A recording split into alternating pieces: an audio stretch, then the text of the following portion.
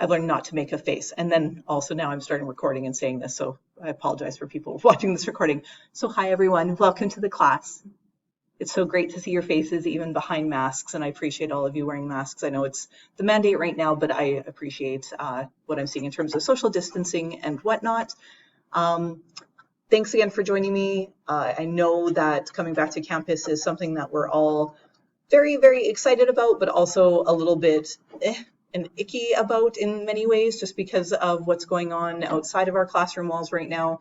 So I just wanted to acknowledge that we're all coming into the space with kind of extra burdens on our shoulders this year, and so I get that. And so I'll just throw it out there. Remember to be gentle with yourselves. I'll be very as gentle as I can be, and we will successfully get through this term together, hopefully healthily and in a good place, okay?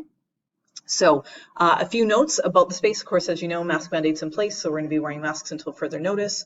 Public announcement went out across all of the systems, right? Global mail, relating to the vaccine requirements that are coming into place as well on campus. I heard about those 1 hour before you heard about those.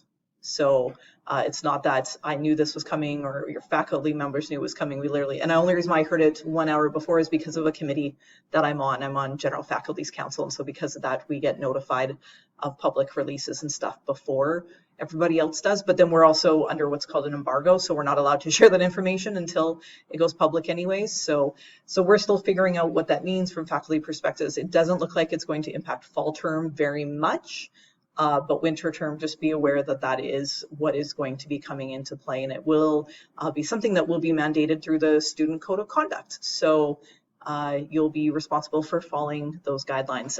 But of course, we have exceptions and accessibility options and alternatives. So if you need those, please don't hesitate to reach out to myself, and I can put you in touch with the appropriate people here on campus who can support your learning. So that's the main administrative announcement to start the day. I know this is kind of weird because technically first week was last week, but we don't meet till Tuesday, so we kind of missed out on last week, but that's okay. We still have plenty of time to cover what I intend to cover in this course, but it also means that today is going to be that weird thing where we'll do the bit of the review of the syllabus, right? We'll go over some of the administrative stuff. You'll have your chance to ask questions of me. I'm very aware that the drop deadline's Friday, so some of you still might be making a choice on whether or not this class is a right fit for you. And then, so I'll hopefully give you enough information that you can make that informed choice. And then we'll get into a bit of content today and then really hit things hard starting next week. So still a little bit of a gradual thing.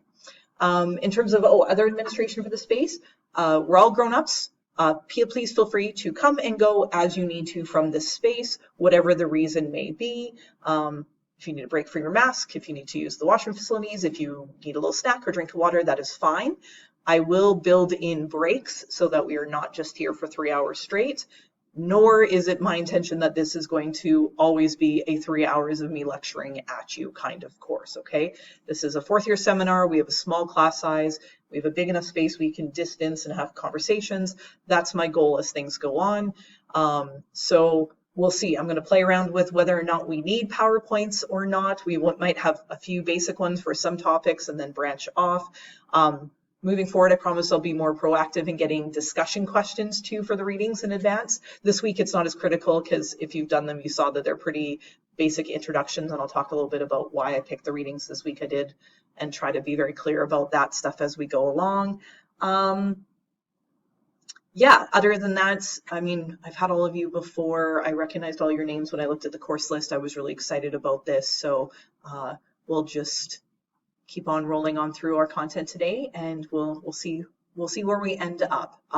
But this is my first time teaching this course. It's funny, I developed my first syllabi for this course way back in 2008, or no, 2009, I think it was. Yeah, I started teaching in 2008. So it would have been 2009, 2010 when I was starting to apply for my first teaching positions, and we have to provide syllabi. And so I developed a syllabi for this course thinking, oh, I'd love to teach a class on archaeometry someday. And then little did I know that it would take like basically 10 years for me to have the opportunity to teach this. So I imagine there'll be bumps along the road. And again, I just ask for your kind of patience and forgiveness, and I'll attempt to grant you the same as we navigate and figure things out. So as mentioned, what are we doing today? Well, We're going to start with an introduction to the course, review the course syllabus. Then we're going to go into defining archaeometry, so what it is, what some of the ideas we need to know.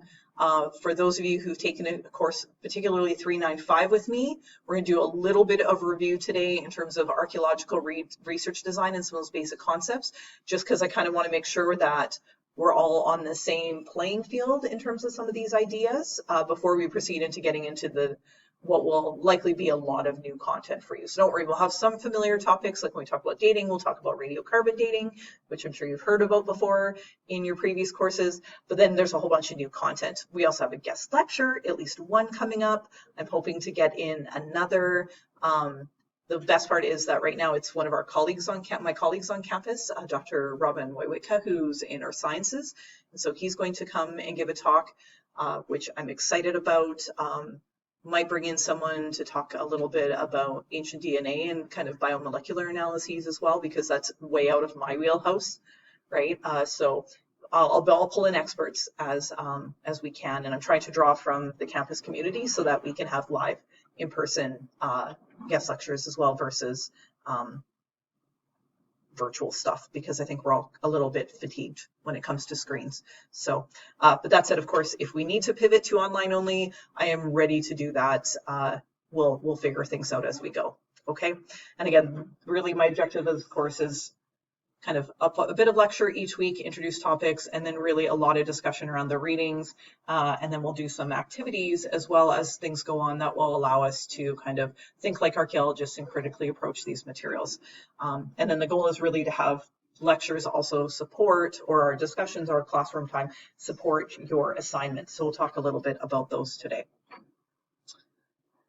Again, most of your senior students, most of you are towards the end of your degrees. You know what a syllabus is. You know why it's important. You probably already sleep, eat, and breathe your syllabi, but just a reminder that it is critical, right? I have my lovely little cameo video that Snoop Dogg posted talking about why the syllabus is important. I thought that was hilarious. If you've never watched it, watch it, because there's just something very satisfying about Snoop Dogg talking about why you should read your syllabus.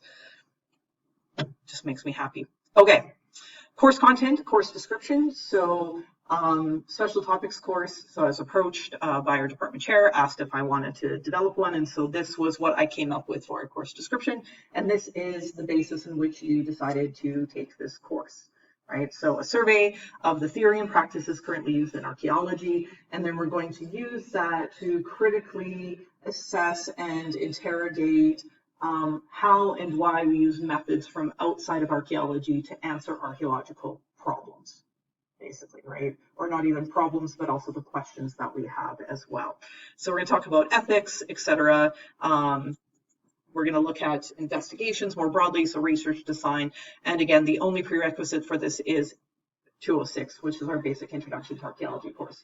At some point today, I'm going to have you each tell me a little bit more about yourselves, including what courses you've taken in archaeology specifically, just so that I can kind of scale the content appropriately based on making sure that, again, we're all operating from at least a bare minimum common field of knowledge when it comes to approaching some of these topics. And if we need to review fundamental concepts in archaeology, then we will review them if we need to. Okay, so this will be kind of a few steps forward, a few steps back sort of course as need be, and as I get a feel for where you all are at in your learning when it comes to archaeology. So what are some of the objectives and learning outcomes that I've come up with? So we're going to look at the application of, and I use the term modern here loosely, modern instrumental techniques to study various aspects of archaeological materials. And so if you look at the schedule, that's what we're going to talk about next week, is introducing archaeological materials. And then every week forward, we're either going to specialize in a particular material class, so a type of material, or we're going to look at a particular question or kind of question or a very specific application type of archaeometry or of instrumental techniques. And so that's our primary focus for this course, is working through them. We're going to attempt to understand, as it says, the importance of close collaboration between different specialists and the value of a multidisciplinary approach. I'm going to hit you hard with that today already, and then it'll just be a constant narrative throughout this course, which is also why I think it's important to have guest lectures as well, because this isn't Well, I'm teaching it as an archaeologist and attempting to argue for the value of these kind of collaborative, multidisciplinary, interdisciplinary approaches. Ideally, how this course should be taught, it should be taught by someone like myself, an archaeologist, and then one of these specialists in one of these techniques who would then supplement that and provide that perspective from what they look like and what their challenges are. So I'll attempt to represent that as best as I can, but of course this is going to be grounded largely in the archaeological perspective in terms of the value of these, right? So analyzing the value and outcomes of the applications of these methods to addressing our research questions. You're going to be proposing a project that's going to specifically look at attempting to address one of the gaps that you have identified in archaeological literature, in archaeological research. Okay, so those of you who've had me for 300 level and other senior level courses before know that I really emphasize on using assessments as a means to develop your professional skills as an archaeologist. So in this course, we're going to be focusing on, again, this idea of research design. So us as archaeologists, thinking about how we can apply these different methods to answering some of the questions we have, right?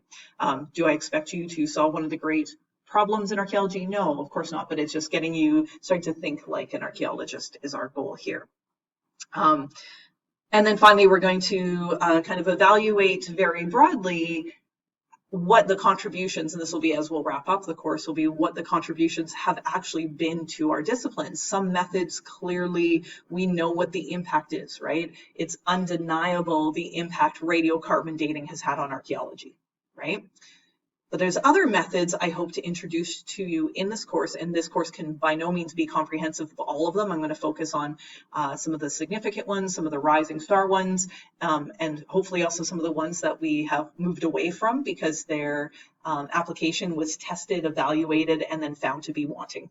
Right? So we've stepped away from it. So it's not going to be all positive stories. These are all the good things, but also some of the lessons we've learned through these applications. And so that's a critical thing. And hopefully through your research projects, you too will learn and introduce maybe to me some new techniques that even I'm not familiar with or I haven't been able to examine in depth as well. Right? So this is very much an introduction to archaeometry. So even though it's a fourth year course, and it has to be because it's dependent upon you accumulating all of this different knowledge about archaeology and also of other methods and approaches to addressing research and research questions from other disciplines, right? But at the same time, this is a very specific specialty that people spend their whole careers gaining expertise in. And we'll talk about, again, this idea of being an archaeologist and being a specialist, or maybe being a specialist and not so much being the archaeologist, and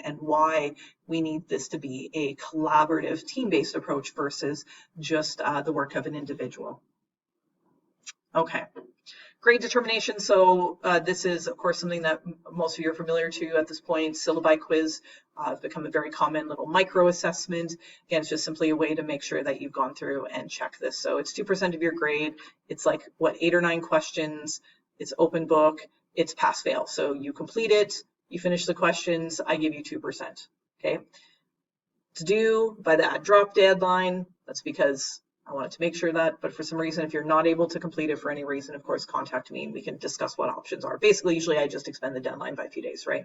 I just want it done sooner rather than later because, again, syllabi is where the answers to the majority of your questions are around about how this course is going to operate this term. So I want you to read it. And so it's one of those like little annoying little assessments.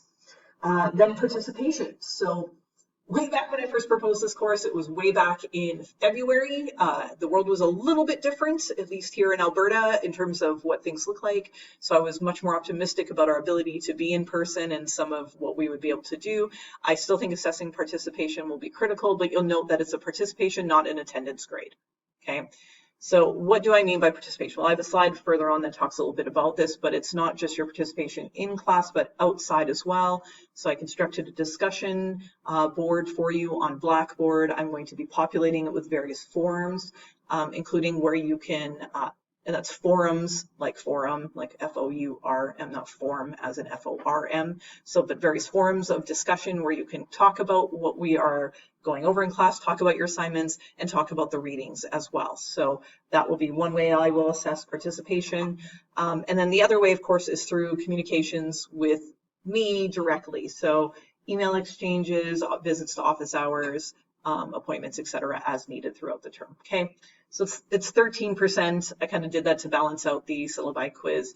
I don't want you stressing about this, right? So this is not me gatekeeping, forcing you to come to campus if you cannot be here. Of course, if you have any symptoms whatsoever, I prefer that you're not here for the well-being of everyone, right? So it's meant to be an ongoing assessment. And if you have any concerns at any point in the term around how you're doing in terms of participation, just ask, okay?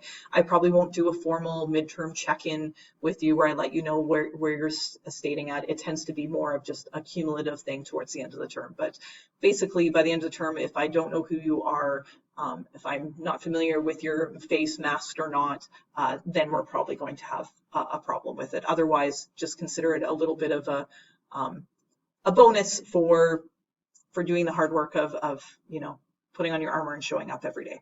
Okay. So, but again, not explicitly linked to attendance. 5 short written assignments. I'll talk about each of these in a moment, and the final project as well, which will build into it. Okay, so I started doing a scaffolded assignment structure. We've always kind of had scaffolded assignment structures in 206 and 209, but as students, it's not as, it tends to be more of a structural scaffolding versus a content scaffolding. So what do we mean by scaffolding is that each of the assignments leads into or builds into or supports each subsequent one, okay? So my goal here is that the work that you do early on in the term, where you'll get feedback from me, will then build in to each subsequent assignment, culminating in a final project, which is meant to represent and capture what you've actually learned this term, right? So that's why it's weighted at the most. Plus, you'll see you have quite a bit of time before it's due. So you have kind of almost a month, it's like 3 weeks in between the last assessment and then your final project. So you have lots of time to work on it, although lots of time is relative in academic terms, right? Because end of term sucks. So I get that as well. So it's meant to account for that. So the first one, I originally put September 30th, and I don't know why, because September 30th is the National Day for Truth and Reconciliation. It's inappropriate for me to have an assessment on that day. So it's going to be changed to October 1st. So you'll see that on all future communications around that, okay? So I'm just going to extend it by a day. And if you need a little bit of wiggle room for whatever reason with that, just let me know. But again, my goal is to get you doing some work as soon as possible so I can assess you as soon as possible. And it's going to be a literature review. I'll get this post the next few days and just tweaking my instructions a bit and finalizing them and making sure that they actually make sense. And proofreading, which is also important. But basically, it's a fairly straightforward thing. I'm going to send you onto the databases, the e-journals that we have here on campuses, going to have you examine basically what has been published in archaeological sciences or archaeometry more specifically over the last few decades. Because really spoiler alert, what you're going to find is there was kind of an explosion of research for a little while there, and then things got quiet, and then it started to explode and build again in the last few years, okay? And so one of the things that I'm hoping you'll start to see are some of the patterns for that. So that'll be the first one. So it's a database. It's kind of a project that you'll be doing a lot of time on a computer, and it'll take you a little bit of time to work through it. It's not really a last minute assignment. So I'm going to get those instructions to you as soon as possible. Because it's fairly intensive, there's a table I'm going to have you fill out where you're going to be capturing your data. And because there's a couple of discussion questions I want you to answer, I've weighted at 15%. Right? So it's going to be a little heavy at the beginning, but that's really going to immerse you into this world of archaeometry. And that's the goal of this. Then from there, what I want you to do is based on what you have read, and don't worry, you don't have to read tons of articles. That's not the point of this. It's kind of like a keyword search, showing me that you know how to navigate systems and start to think about how you can record the data that you're collecting. Then you're going to be submitting a short initial prospectus or research proposal to me. Okay, and again, it'll be fairly template based, right? Where based on your readings, based on what we've covered in course, you're going to tell me a little bit about what you think you might want to do for a final project, and then I'll provide you with feedback. Then I'm going to turn you back loose now that you have a specific topic on the literature, and now you're going to be revisiting some of what you've done, but now getting into some more specific sources, doing some critical reviews of the articles. Some of you have done 395. It's very similar to what you've done in that course around the detailed article reviews, but you'll be doing it specific to your research projects. Then, because I love this, and I love it because, wow, the impact on the quality of your work when you do this, we're going to do peer review. Okay, so you're going to have an opportunity to share your prospectus or reshare your prospectus, as well as a little bit of extra new work with a peer. You're going to do a little paper swap, just a one-to-one paper swap. You're going to review each other's work.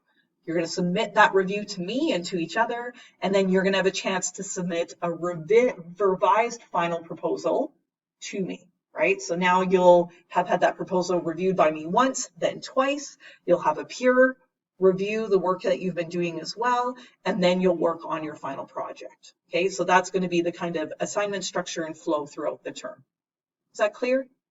Okay. And like I said, more details will come. Again, all of you have had me before. You know that I provide pretty detailed instructions for the assignments, right? And templates and whatever else I can provide as much as possible to facilitate and support you through that. Okay, so those are coming. I'm just in the process of tweaking them. And again, if you've taken classes with me before, you might have seen these things. And if you haven't, don't worry about it, because that's why I do this work, so that you know exactly what my expectations will be. So include how you'll be graded, etc., all of that good information. Okay. So any questions about that? And you can see that the percentages and the weighting of the assignments kind of shifts according to basically what I think, how much work you're actually going to put into this, right? So by the time you do, for example, assignment 5, your prospectus revision, the amount of work that you're actually going to have to put into that is going to be fairly minimal, right? Because you've already been working on it several times throughout the term. And I'm also hoping we'll build in some class time where you'll have a chance to work in maybe small groups and talk about stuff. So there's going to be a lot of flexibility around this, lots of opportunities to work on these things. Okay. Okay. No exam. I thought about doing a how much you're actually picking up around how these methods work and stuff like that exam, and then I realized that was actually probably going to break my brain more than yours, and I just decided that no, I rather just focus on this scaffolding structure. I think it's more valuable for you, just kind of generally speaking, as students in archaeology, and I'm going to all treat you now as archaeology students, to develop these basic research skills versus becoming experts in these particular methods. And again, throughout the course, it'll become hopefully clear to you why we need to kind of think about our positionality in archaeometry as archaeologists and in relation to experts or specialists in these methods. Course policies, they're pretty much the same as all my other courses, right? Yes, you can submit assignments late. If we haven't had a conversation, it's just minus 10% per day. Of course, you can do the math very quickly that there's a point at which so many days have passed and then you're basically going to just end up with a 0 on it.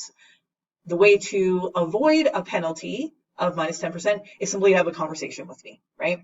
Drop me an email, drop by office hours, make an appointment, and we can have a conversation about what's going on, and I can find the best way to support you around that. So usually it's a simple extension of a little bit of time.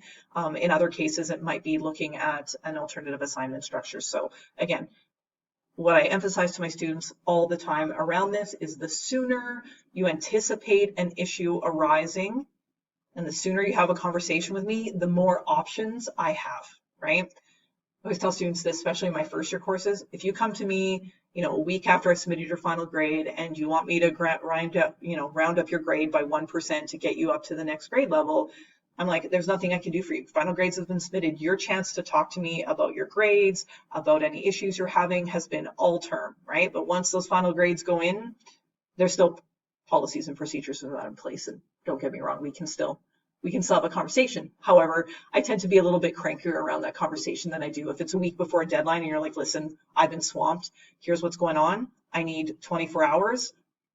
You're more likely than not to get a yes from me, right? I almost never say no, right? There has to be pretty extraordinary circumstances for that. And again, usually submission of final grades tends to be the no. So our due date for that, by the way, this year is December 24th again, which is lovely. I just love that. I just love how late in the year we go. But yeah, Merry Christmas to me. Yeah, so that's also why your final project is due on the 18th. So I had it to the end of the exam period so that it will allow me to get your stuff actually appropriately marked and assessed before the final grade deadline is due, so that you can go into next term knowing what your standing is academically speaking. Okay. Okay. So I talked about this. One of the other ways you can participate, I mentioned, is through social media. So as you know, I tend to use just the course code as the course hashtag. So hashtag Anth497. So I'll be disseminating and sharing information on social media. If you want to engage with me through that platform, Twitter in particular, sure. If not, no worries. Again, remember that it's not you get a check mark for every way you participate with me. No, it's again a cumulative overall impression in terms of your interaction with myself and your colleagues in this course. Okay. As I've never taught this course before, the hashtag isn't as useful because you can't go back through and see what kind of conversations and content I've shared for previous incarnations, but it's just important to note that is one other possibility, right? So again, I say, so I'm like, your overall contribution to the course will be taken into consideration include you consistently demonstrating preparedness for the class, following discussion ground rules, right? So when you participate in discussion, you're following the basic discussion ground rules that I've outlined, which we'll talk about momentarily, etc. Right? Okay. So recording standard policy. I don't care if you record stuff. If you have, especially if you have an ADR accommodation, please, if you need preferred seating for recording, for audio or visual, just that's not a problem. All I ask is that materials prepared or recorded for this course stay within this course and are not distributed elsewhere. As you're probably familiar with right now, faculty members, not just in MacEwan, but kind of globally right now, are facing some major challenges with those pay to learn sort of platforms. Basically those courses or those places where they will pay you to upload your course materials and notes, and then other students will pay to access those. I get that they're a great way for disseminating information, but there's ethical problems with that are too numerous to go over in the context of this course. But so that's why basically I grant permission. I want you to do well. I want you to have available and at your disposal all of the course materials you need to successfully complete this course. But all I ask in return then is that you don't sell them, right? And don't distribute them outside the classmate, out of the course. You want to share them with your friends, your friend missed class, and you're going to send them notes? Of course. Yes, I love that kind of collaborative approach. I love supportive collaboration. My problem is when it becomes exploitative and starts to become a pay for play. You're already paying premium dollar for this stuff, right? So I don't want you paying more.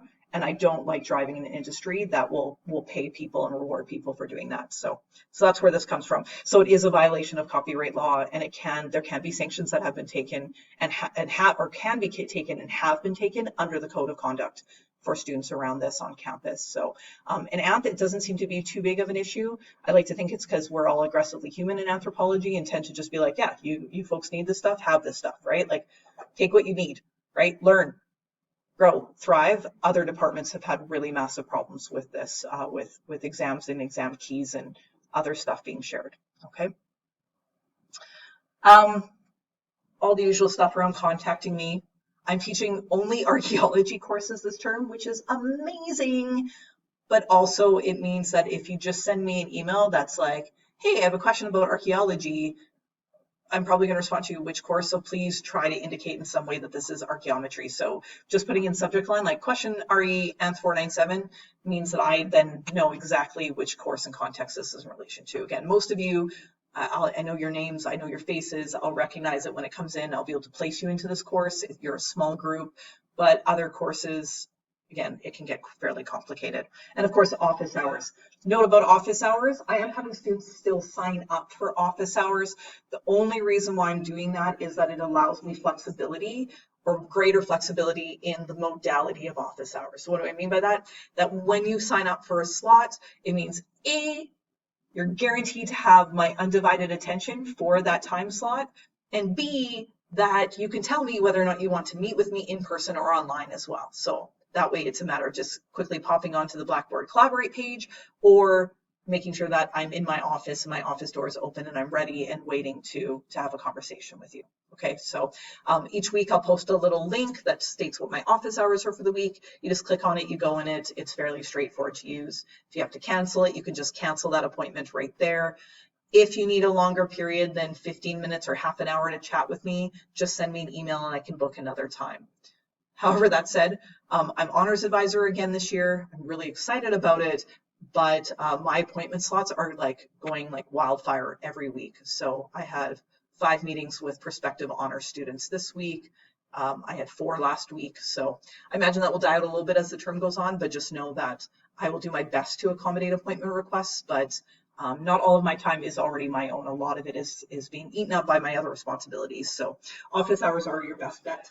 And then after that, I will do my best to find appointments, but I don't do a weekend and evening appointments because I need to not burn out. So, and also you folks do not need to be communicating with me, typically speaking, in the evenings and weekends, unless that's your productive time as well. Okay. Okay, responsibilities. I'm not going to go over these in depth because, again, 4th year course, right? Or, well, 400 level course, which is kind of equivalent to a senior level course.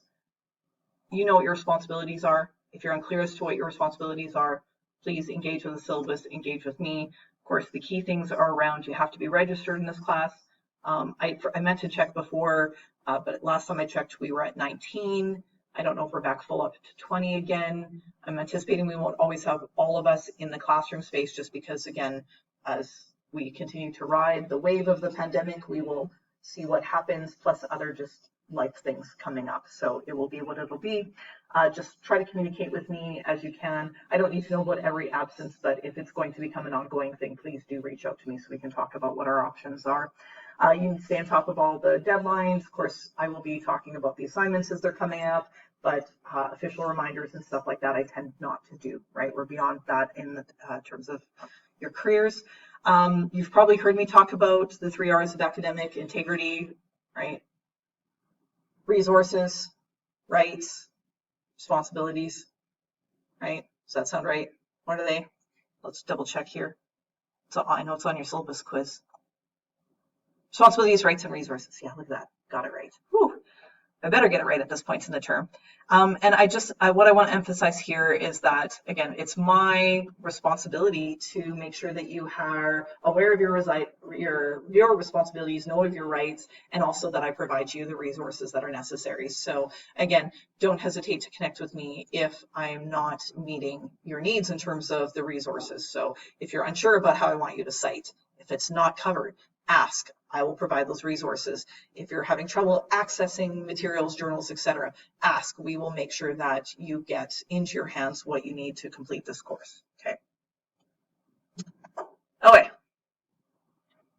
Other course policies and expectations. So I call this kind of, my working document, discussion ground rules document, aka Bittner's and Shoeless stance on being aggressively human, right? So I do this, again, not to make a closed classroom space where we cannot have free and open discussion of ideas, of our learning, of our knowledge, of our experience, but I do it because I actually think that these ground rules promote and encourage that, right? That it creates an open, productive, safe, welcoming learning environment, right? So they fall upon some kind of generalized, there we go, generalized understandings of what it means to be human, right? That we all have these variety of backgrounds and experiences. Like I said, the only assumption I feel safe in making about you is that you have all taken Anth 206 as a prerequisite, okay?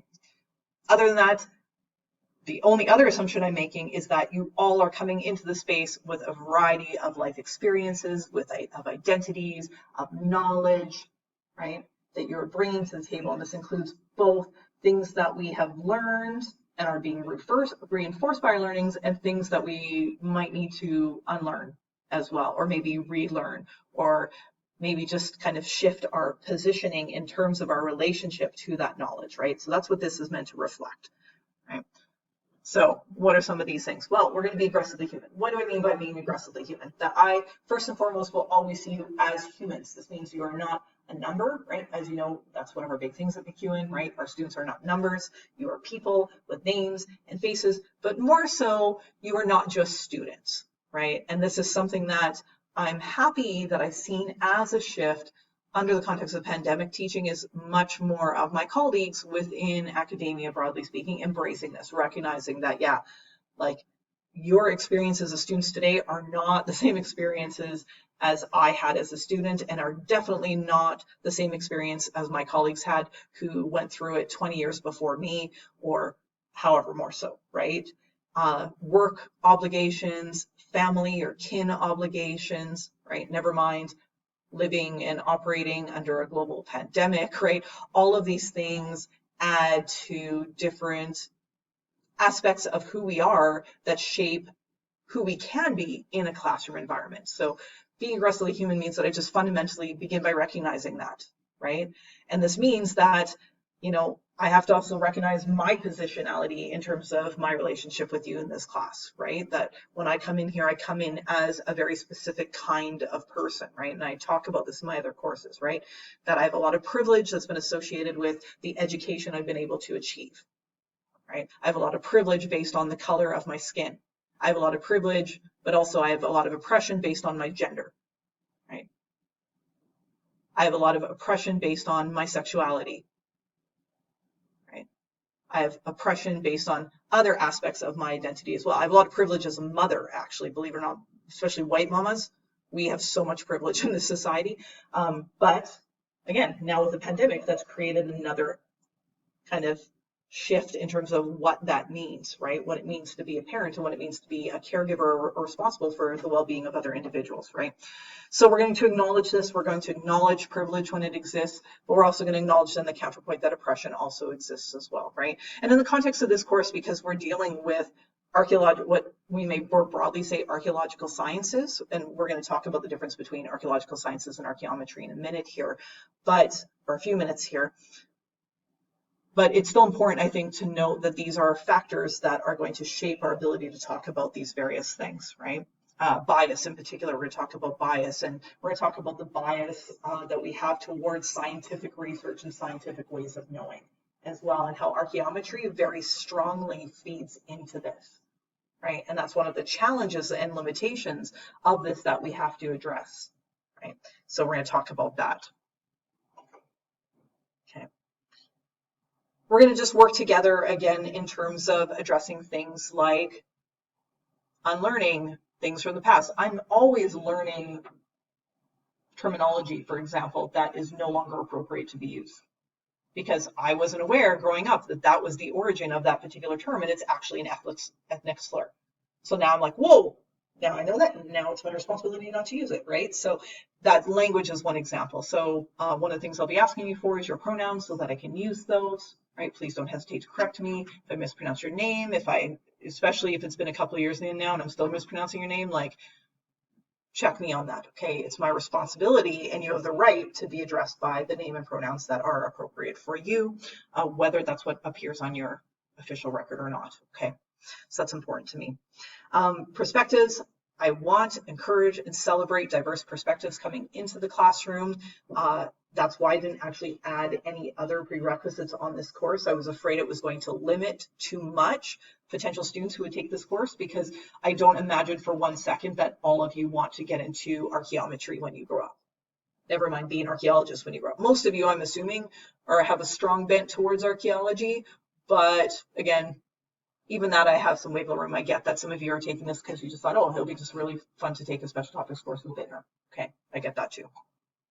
We're going to respect each other's privacy. So if we do have to switch to online, we will, I'll have some updates as to what that will look like, including things like you have the right to not have your camera on, to mute your microphone, etc., stuff like that. So we'll talk about these things.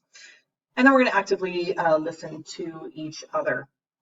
So in terms of a weekly workflow, this is kind of how I imagined it. This is kind of a pandemic holdover. So reading, so this will be a reading heavy course. I have assigned 2 articles a week. Sometimes it's 1 chapter a week. There's a really great book for this, but if I assigned you the whole book, I think all of our brains would kind of just implode a little bit, because it's really science and very dense, and you're going to read it for memorization and then all of a sudden realize, like, why am I reading for memorization? There's no exam. Why am I taking this information in? And so, and I'll explain about the readings in a moment, why I've selected them the way they are. But so start with the readings, and again, hopefully moving forward, I'll get the lecture notes to you before we get into class. That is my plan, is to get them done in advance. It just didn't happen this week for a number of reasons. I encourage that as you're reading to write. What do I mean by write? Couple quick point form notes, any questions you have, and in particular, because our goal for this course is to learn about new things.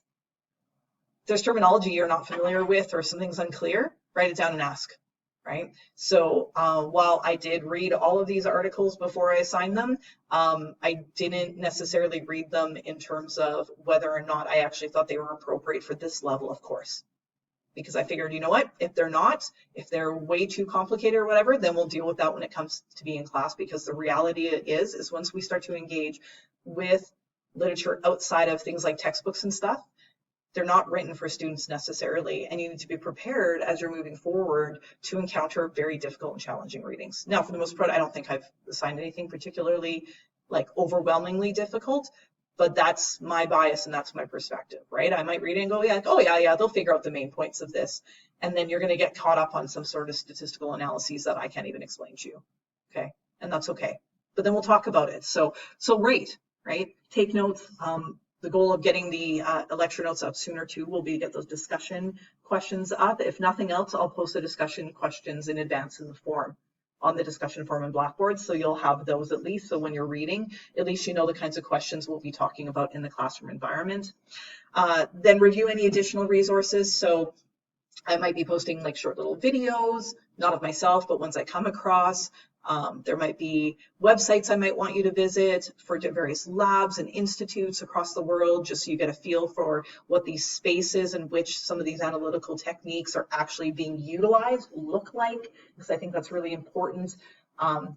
Because of COVID, we can't do like a laboratory tour, for example. One of the things I was originally thinking, I probably should mention this because you're gonna get mad, is that there's some pretty cool instrumental facilities on campus here and at the University of Alberta, and I know some people, and so I was going to try to book a day where we would, like a class where we would just go meet and then go walk around it, but we can't do that, right? Like it's just, there's no way that's permissible. So there are some virtual tours and stuff like that. Again, so I'll post various things.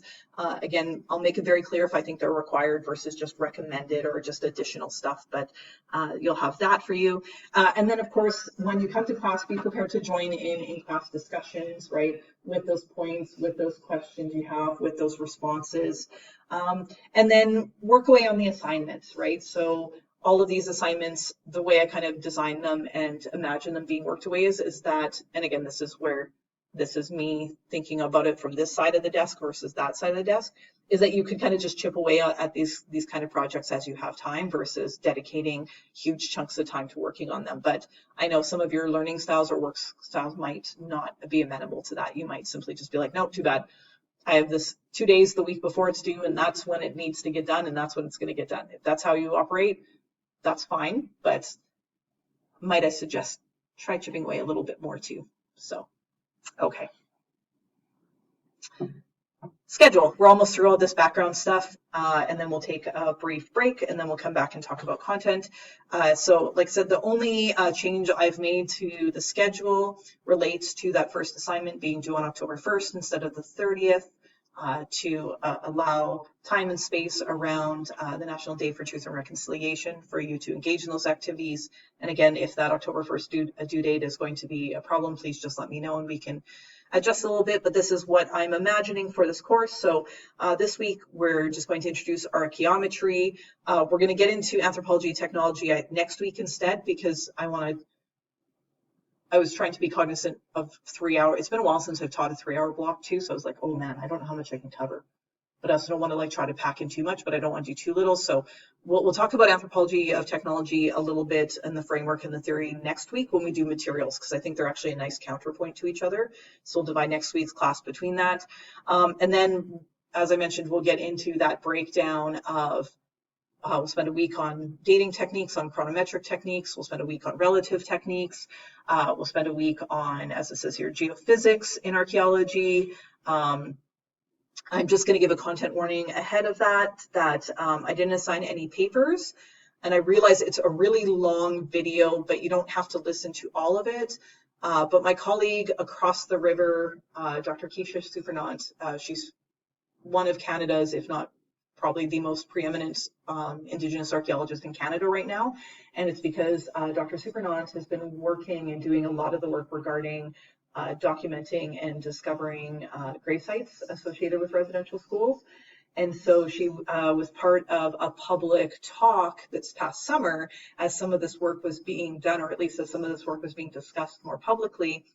And so that's what I linked here, the YouTube link, and so she talks about those methods. And I thought one of the best ways I could kind of decolonize this particular syllabus and get away from just listening to, the very typical, what you might expect, very strong white European archaeology bent in terms of doing these analytical techniques is look at a very specific application that has a lot of relevance, particularly not just here in Canada, but more broadly speaking in terms of addressing some of the, again, past ills of colonial-based practices in archaeology. So that's why there's no reading for that week. So it's a fantastic video, but if it's too much for you to watch and handle right now, also know that, of course, I respect that there's no exams around that, and I will also anticipate that attendance around that day might be a little, we'll see. But my goal for that day, I'll give you heads up for that, would be the first block is I'll talk about just basically techniques that we use in remote sensing and prospection for the first part.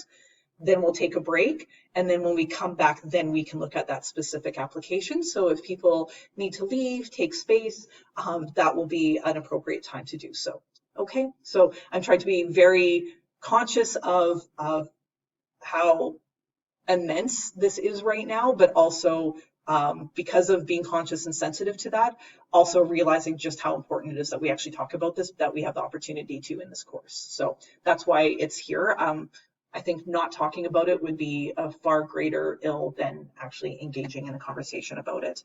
And then again, to respect that Dr. Supernant has already put the time in to do this free public talk, that's why I'm assigning it versus inviting her to do a guest lecture as well, because I also know she did over 80 interviews in 2 months this summer, which is an incredible amount of labor. And I can only begin to imagine as a white person the amount of emotional labor that she put into this. And she's a dear friend of mine, and I know that the weight of this is massive on her shoulders, but it's one that she is absolutely committed to bear because she knows how important this work is. So this is my way of acknowledging her work, but also trying to not ask her to do any more labor on my behalf as well. Okay, so that's what's there. And then we'll have our guest lecture with Dr. Woywitka, and I'm excited about this. So Dr. Woywitka will get a bit more of a formal introduction as it comes. He may have a reading or two that he'll be assigning that we'll also disseminate to you once I get some more information about it.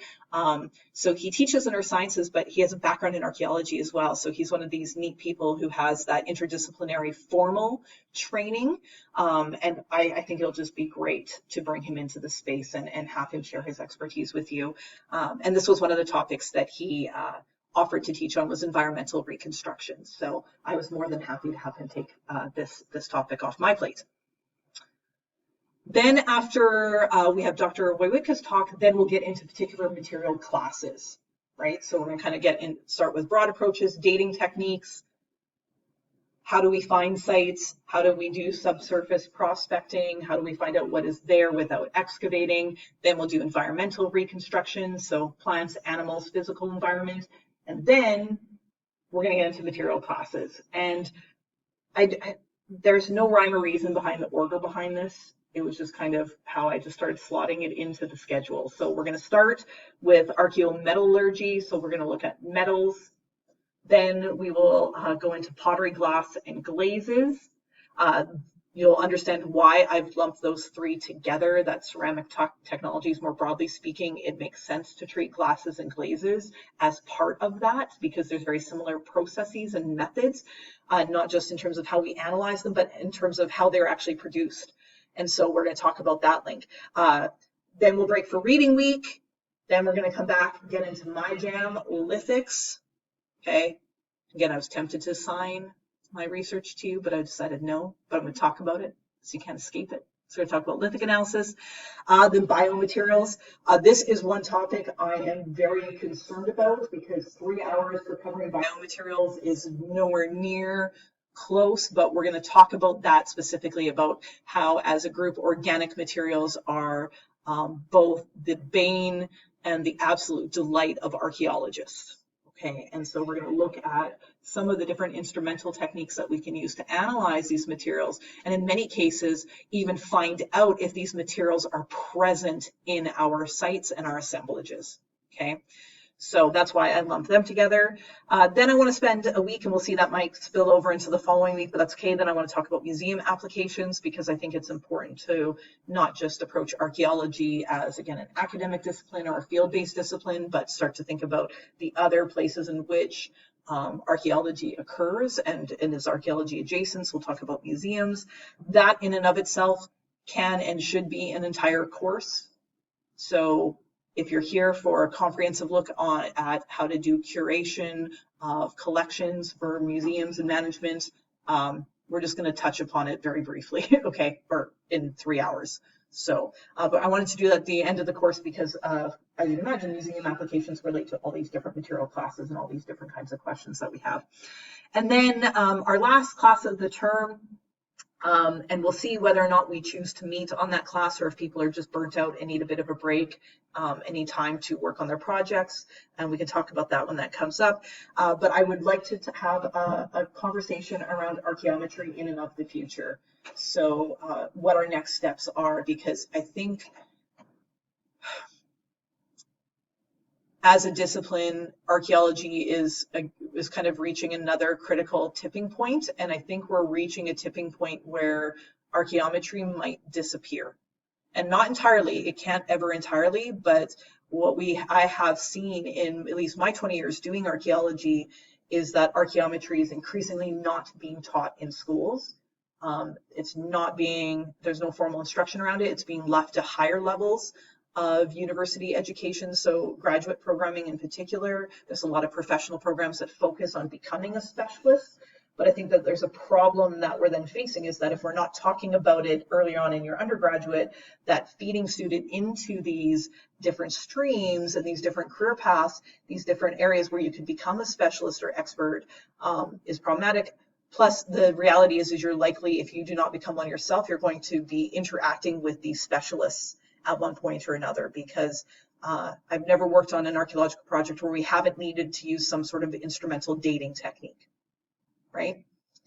So that means that I needed to know how to interact with the people running these labs, who more often than not have no training in archaeology whatsoever. They're just running a lab and they're just running samples and they're just getting dates. And so we're going to talk about today and then throughout the term some of the issues of that. So today we're going to start thinking about, okay, what do we need to do as archaeologists when we're engaging in this collaborative research with people from outside of our discipline.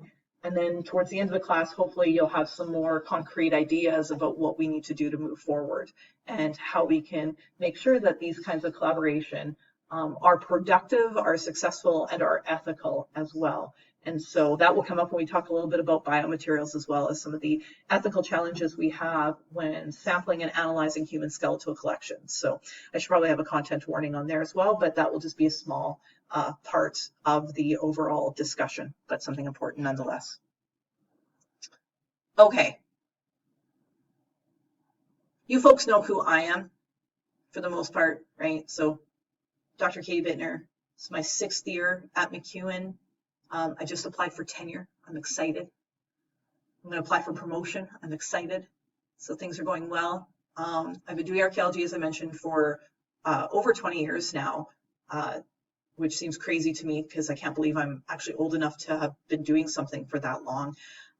And yeah, my initial research, my initial foray into doing independent research was based in archaeometry. So my honors thesis, I took a collection, a sample of lithic, so stone raw materials from a site that I excavated in northern British Columbia, And I collaborated with Dr. John Duke at the University of Alberta, who was the then director of the slowpoke reactor. So U of A used to have a slowpoke nuclear reactor. It's since been decommissioned. And so I used something called neutron activation analysis, wherein you basically take, well, we'll talk about instrumental analyses and chemical analyses and how we do these things. But basically, I did something called instrumental neutron activation analysis, or INAA or NAA, depending on if you include the I or not. And so that was my honors thesis, and it was supervised by actually a materials engineer at the University of Alberta, because he was the one teaching the archaeometry class at the time. And so I took this archaeometry course, started to have discussions with him, and realized that I had materials that could be analyzed using a technique that was available to us on campus at the time. Luckily, Dr. Duke, and he still is still extremely enthusiastic about working with students at all levels, and so he took me on as an undergraduate student. We ran the samples through the reactor. I got some elemental data back, and then I wrote up a nice little honors thesis about it. And so that was kind of my foray into archaeological sciences and archaeometry in particular. Since then, I've continued to focus on technology, but stepping a bit away from these instrumental analytical techniques and kind of going back to the basics. And so we'll talk about this today, and then throughout the term, is the decisions we make around which analytical techniques we want to use and why.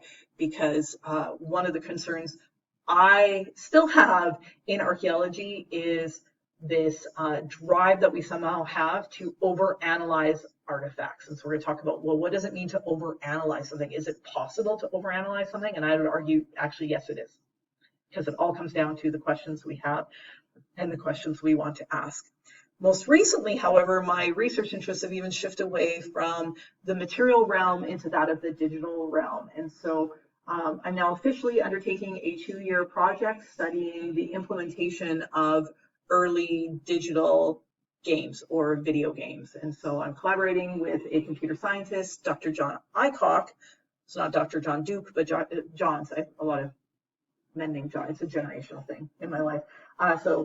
Dr. John Aycock and I are working, looking at, he does something called reverse engineering of video game code and the code associated with the other technologies, because it's not just the games, but all of the other stuff that allows video games to work and operate and etc. And so we're undertaking a project looking at implementation, focusing on the Atari 2600. So I'm doing kind of an archaeology of the contemporary. It falls under archaeogaming. And what's interesting is that while this is a collaborative, interdisciplinary, multidisciplinary project that I'm involved in, does it fit within the realm of archaeometry? Well, probably not, but we'll talk about then how it might fit into the realm of archaeological sciences overall. So that's a little bit about me and where I'm coming from in this class. So like I said, so my specialty when it comes to archaeometry is lithic analyses. That's where I am the most familiar with this stuff. But of course, as an archaeologist who's done fieldwork at many projects, dating techniques is something I'm also very familiar with, because one of the first discussions we often have as a research team is how are we going to date the site and what materials are we hoping to find so we'll be able to date them. So I have a lot more expertise in that area. And then as we get into some of the other materials, it's more about me applying what I know about other materials and methods to approaching these as well. So we'll do a little bit of cooperative learning together on some of these topics, which again is why I want to bring in some guest lectures and whatnot. Okay. So I've been talking for an hour now, which is way too long. I do not need to talk that long. What I would like you to do now, and we'll take so it's 3:03, so why don't we come back here and meet again at 3:15, so about a 12-minute break or so. If you could answer the questions I have here. So remember that my goal for this, so this is confidential, private, it's just going to be between me and you. I'll come around and hand out a card if you don't have one. So your name, your pronouns, so that's so that I'm referring to you properly. Have you taken 206? It should be a yes, guaranteed, but what other archaeology courses, specifically artifact analysis, zoo archaeology, archaeological method issues, if you've taken theory, are there any other maybe earth sciences courses that you might have taken that might think you might think that's relevant to this. Have you had any experiences? Have you done a field school? Have you done a field placement, an internship, something like that?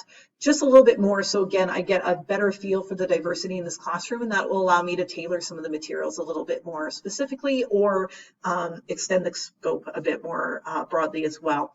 And then why are you taking this course? And of course, you can also use this to share any information with me, disclose anything with me that you think would be important for me to know. This will not be your only opportunity to do this. You will also have the opportunity, of course, to contact me throughout the term as well. So if there's anything you need to talk to me about that you think I should know, you folks know how to get a hold of me. Okay, so we will start lecturing again in, well, I guess it's 11 minutes now because I kept talking. Okay, who needs a card?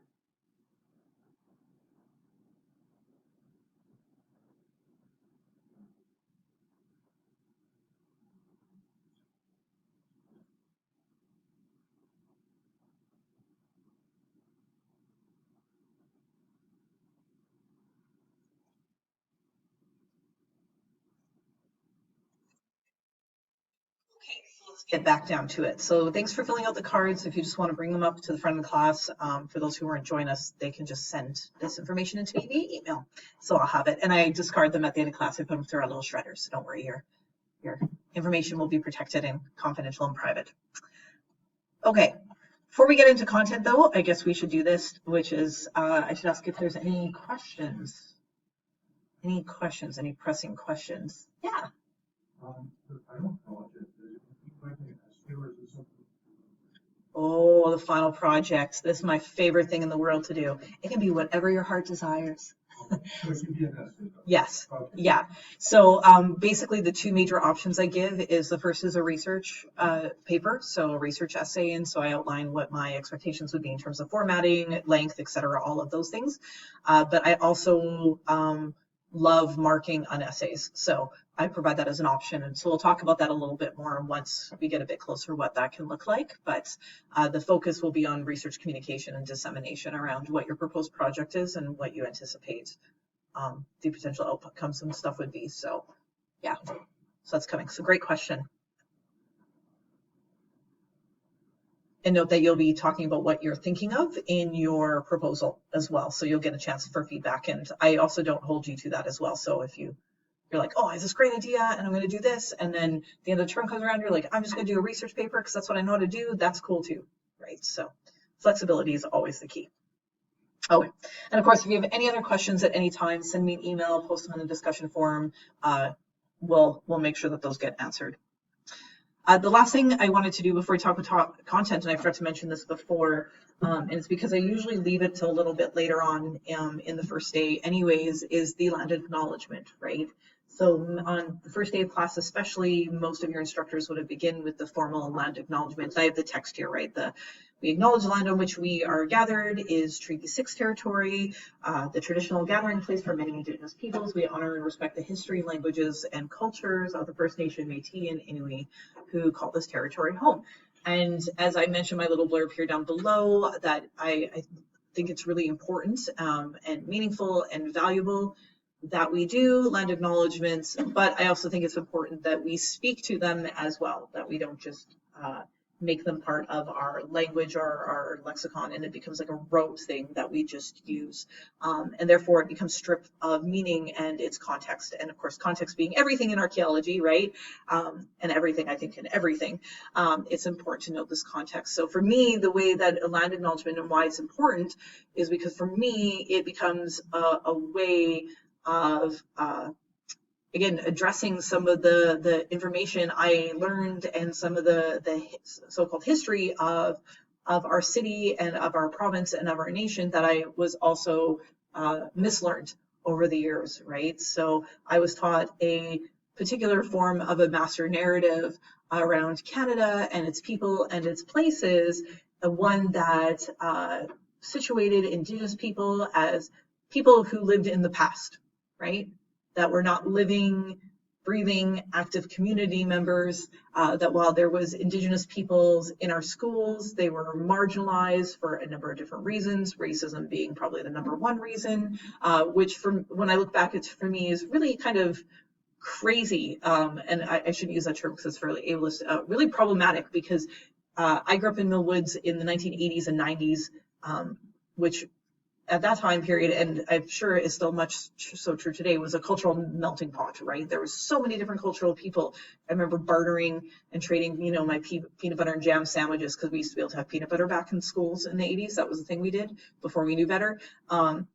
And I used to trade those for samosas that some of my friends would bring to school, because they didn't want to eat their mom's samosas anymore, but they were like, yes, peanut butter sandwich, I want that. So I grew up in a very multicultural place, but a place in which still Indigenous people were marginalized. There's a lot of racism and discrimination and prejudice against Indigenous people. And for me, it really hits home when I think about the narrative I was told about the naming of my elementary school. And that it was named after Farmer Daly, and our symbol for our school was an apple because of Daly's Grove, right? So the school was Daly Grove Elementary School, and it was because of Farmer Daly's apple grove that was there, right? And so we have to mark this importance, apple grove, right?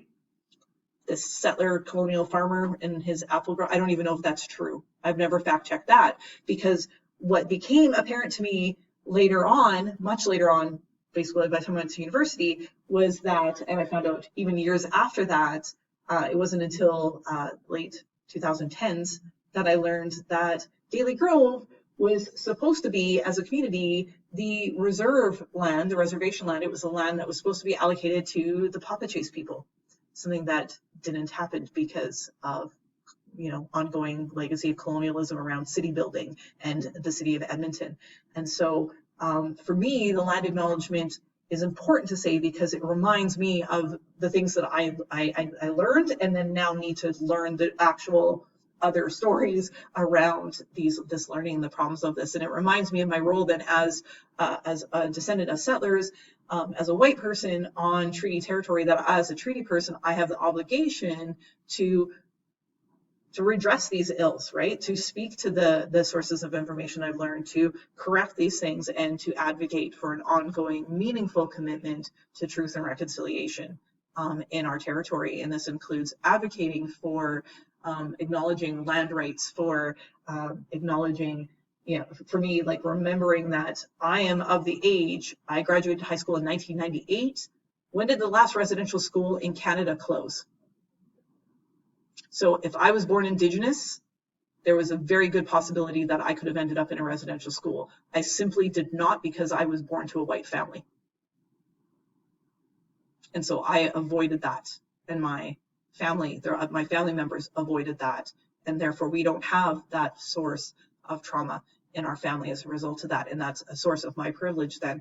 But I think about how few Indigenous people were in my classrooms looking back when I look at my grade school books, and it reminds me this is why, because some of those kids likely were in residential schools, right, and other state-supported institutions, right? So this is where we are. This is why it's important.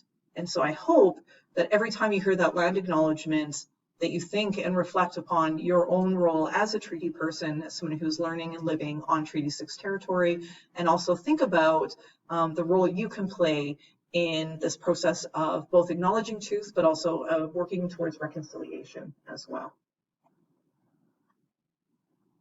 And I always talk about this in my courses, that of course in anthropology courses then, the importance of land acknowledgements should be, exponentially more so, right? Because we talk in anthropology about the importance of place building, right? Of enculturating spaces into places. And so land acknowledgements are a way of doing this, of ascribing meaning, and again, having a more inclusive meaning to places, right? And McEwen, for all of our faults, I think that we've done some things well. And one of the things we've done well is incorporating land acknowledgements, recognition of place, working with our community partners, developing and having a growing Wuston, right, like an Indigenous student support center, and also acknowledging that while we're named after good old Dr. McEwen, and he was an important part of our legacy, and he gave us many guideposts for us on our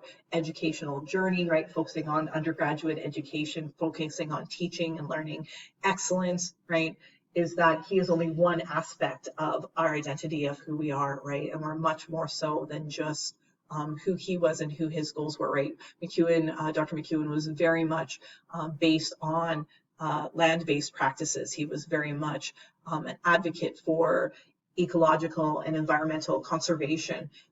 He was an advocate for connecting with what he called wild spaces and wilderness spaces, right? But that's only one part of who we are. The land acknowledgement shows the other part of it is that we are in Treaty 6 territory, right? We're on Miskawaskywakan. I'm getting better at it, getting our name properly pronounced, right? We're in Edmonton, we're in Beaver Hill House. And so it's important then to merge these various identities and acknowledge them and think about our way forward, right? This we can come up with, we'll talk about this again, as I mentioned, when we talk about residential schools and prospection around grave sites associated with them, around the investigation of other sensitive places as well. And so when we talk about geophysical methods and prospection, I think it's really important to kind of keep this in the back of our mind as well, that we need to be kind of cognizant of how we may be perpetuating these kind of colonial practices in our discipline without realizing that we're doing it as such, right? Like what happens when we name a site, for example, right? What happens when we discover a site? And so we'll talk about that and what that means and attempt to deconstruct that a little bit as well. Okay. But for the rest of today, I want to talk about this. I want to talk about, well, why you're actually here, what archaeometry actually is, and how we're going to define it. Okay.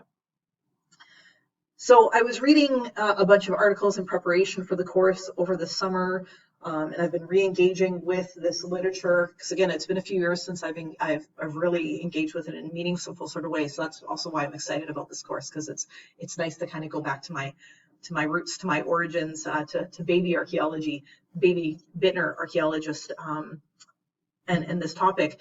And one of the things I came across was that the term archaeometry actually comes to us fairly recently from 1958, when Sir Christopher Hawkes at Oxford needed a name for a bulletin that he was putting out from the Research Laboratory for Archaeology and the History of Art that he was part of at Oxford University.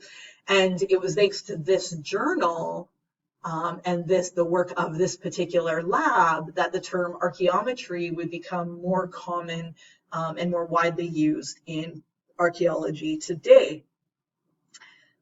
But coming up with a definition for archaeometry is a bit of a challenge in some regards, because we have to think about, and we have to be intentional about, what do we mean when we use this term?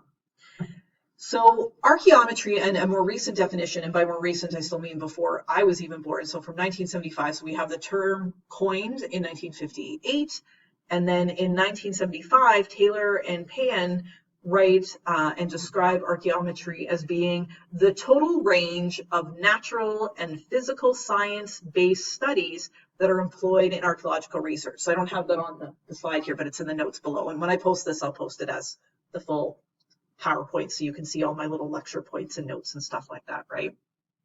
Okay, so I'm going to actually zoom in a bit so you can see the rest of my notes here.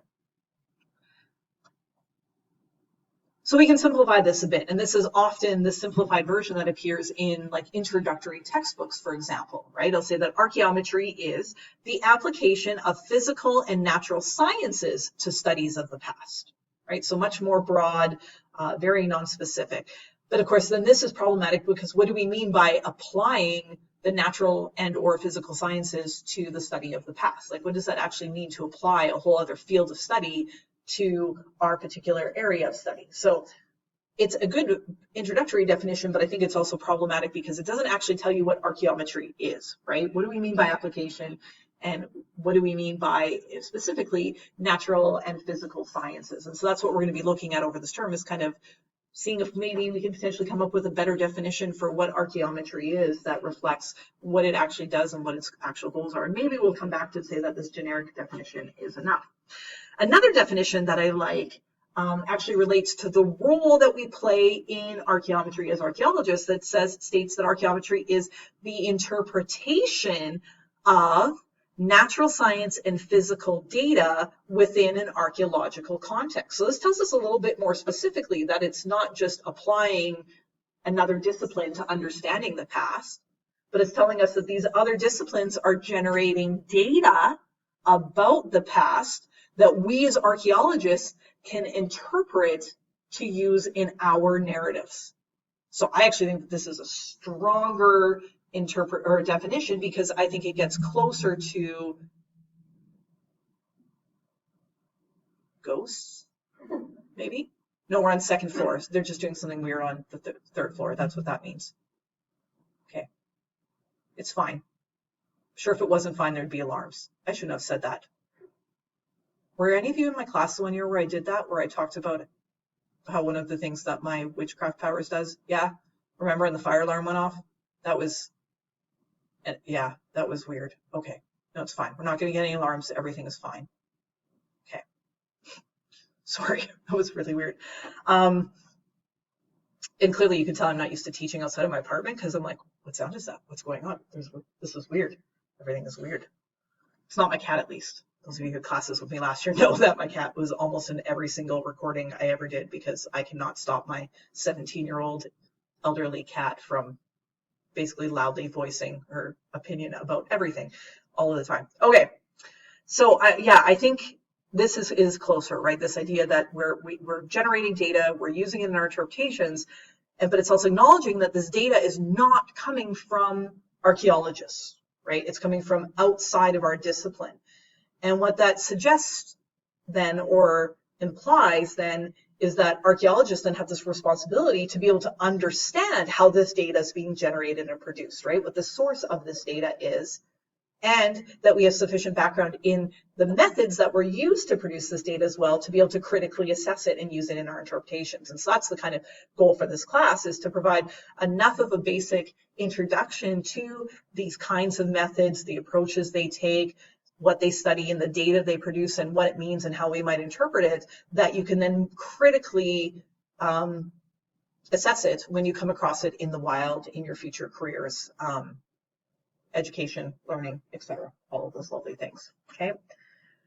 So while it is sometimes called archaeological sciences, and I have listed a bunch of other terms that it's often called, sometimes people refer to it as analytic archaeology or analytical archaeology or instrumental archaeology.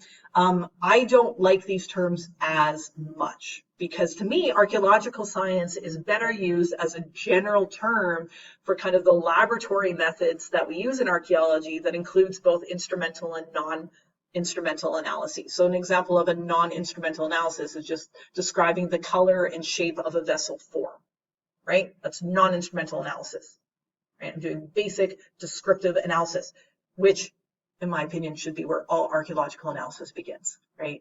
Begin with the basics, begin with making observations, what we can see, what you can observe, record that, right? Instrumental techniques is then when you're starting to use other things that are basically kind of between the observer and the material, right? So you're adding a lens, an analytical lens, usually in the form of a tool between the researcher and the object they're analyzing, right? Because we let the machine do the analysis, and what we do is actually interpret the data it's being produced. Okay. So I prefer that, right? So because archaeological sciences encompasses everything we do as archaeologists in terms of analysis, right? So all the methods within archaeobotany, zoo archaeology, bioarchaeology, et cetera, all can be encompassed in with that. So to me, archaeometry is one form of archaeological sciences, right? But it isn't necessarily itself archaeological science, depending on who's doing the work. So we'll talk about this a little bit more. Archaeometry also includes things that, again, don't necessarily occur within the archaeology lab. So things like molecular archaeology or archaeological chemistry, again, often occur outside of the realm of archaeology proper and occurring in those natural and physical science labs, and yet produce data that we interpret. So that's the key here for me when we look at these definitions, is that we have to think not just about application, we have to think about interpretation as well, that archaeometry incorporates both of these different things, that they're both explicitly part of this. And as such, what it means is that archaeometry has to be interdisciplinary, right? Because we need the participation and involvement of the natural and physical sciences in this, right? Because they have methods and techniques we want to use, or they're using them. They have data they're generating that we need to include in our analyses and our interpretations, right? So we have to work together in a collaborative way as well. And I'm going to talk a little bit more about what I mean by collaborative as well, because it's not just simply as straightforward as, hey, you have data I need, give me the data, I'm going to use it, and then I'll include you as a co-author on the paper, okay? So what do I mean by collaborative? Well, for me, and you'll see this in some of the other literature that you will encounter, I'm sure, throughout this course, that when we talk about collaboration in archaeology, and I'm going to introduce two terms now. So first, we're going to talk about archaeologists, or not first, but first we have the term archaeologist, and then for the person we are collaborating with who is not an archaeologist, I'm just going to use the term specialist. I was struggling with this one for the last few weeks. I was like, how am I going to talk about the people we collaborate with? Am I going to call them scientists? Well, no, then it sounds like I'm not calling archaeologists scientists, right? Then I'm like, no, that's not true. So I don't want to use that. So that's a problematic dichotomy that's creating. And I don't mean to create a dichotomy either, because sometimes the specialist is an archaeologist. But if we're thinking about this as someone who is external to archaeology, who is using these methods, who's producing data, who's working with us to address the questions we have about the archaeological record, about interpretation in the past, I thought, why don't we just use specialist? Okay, so that's what I mean by specialist. Yeah.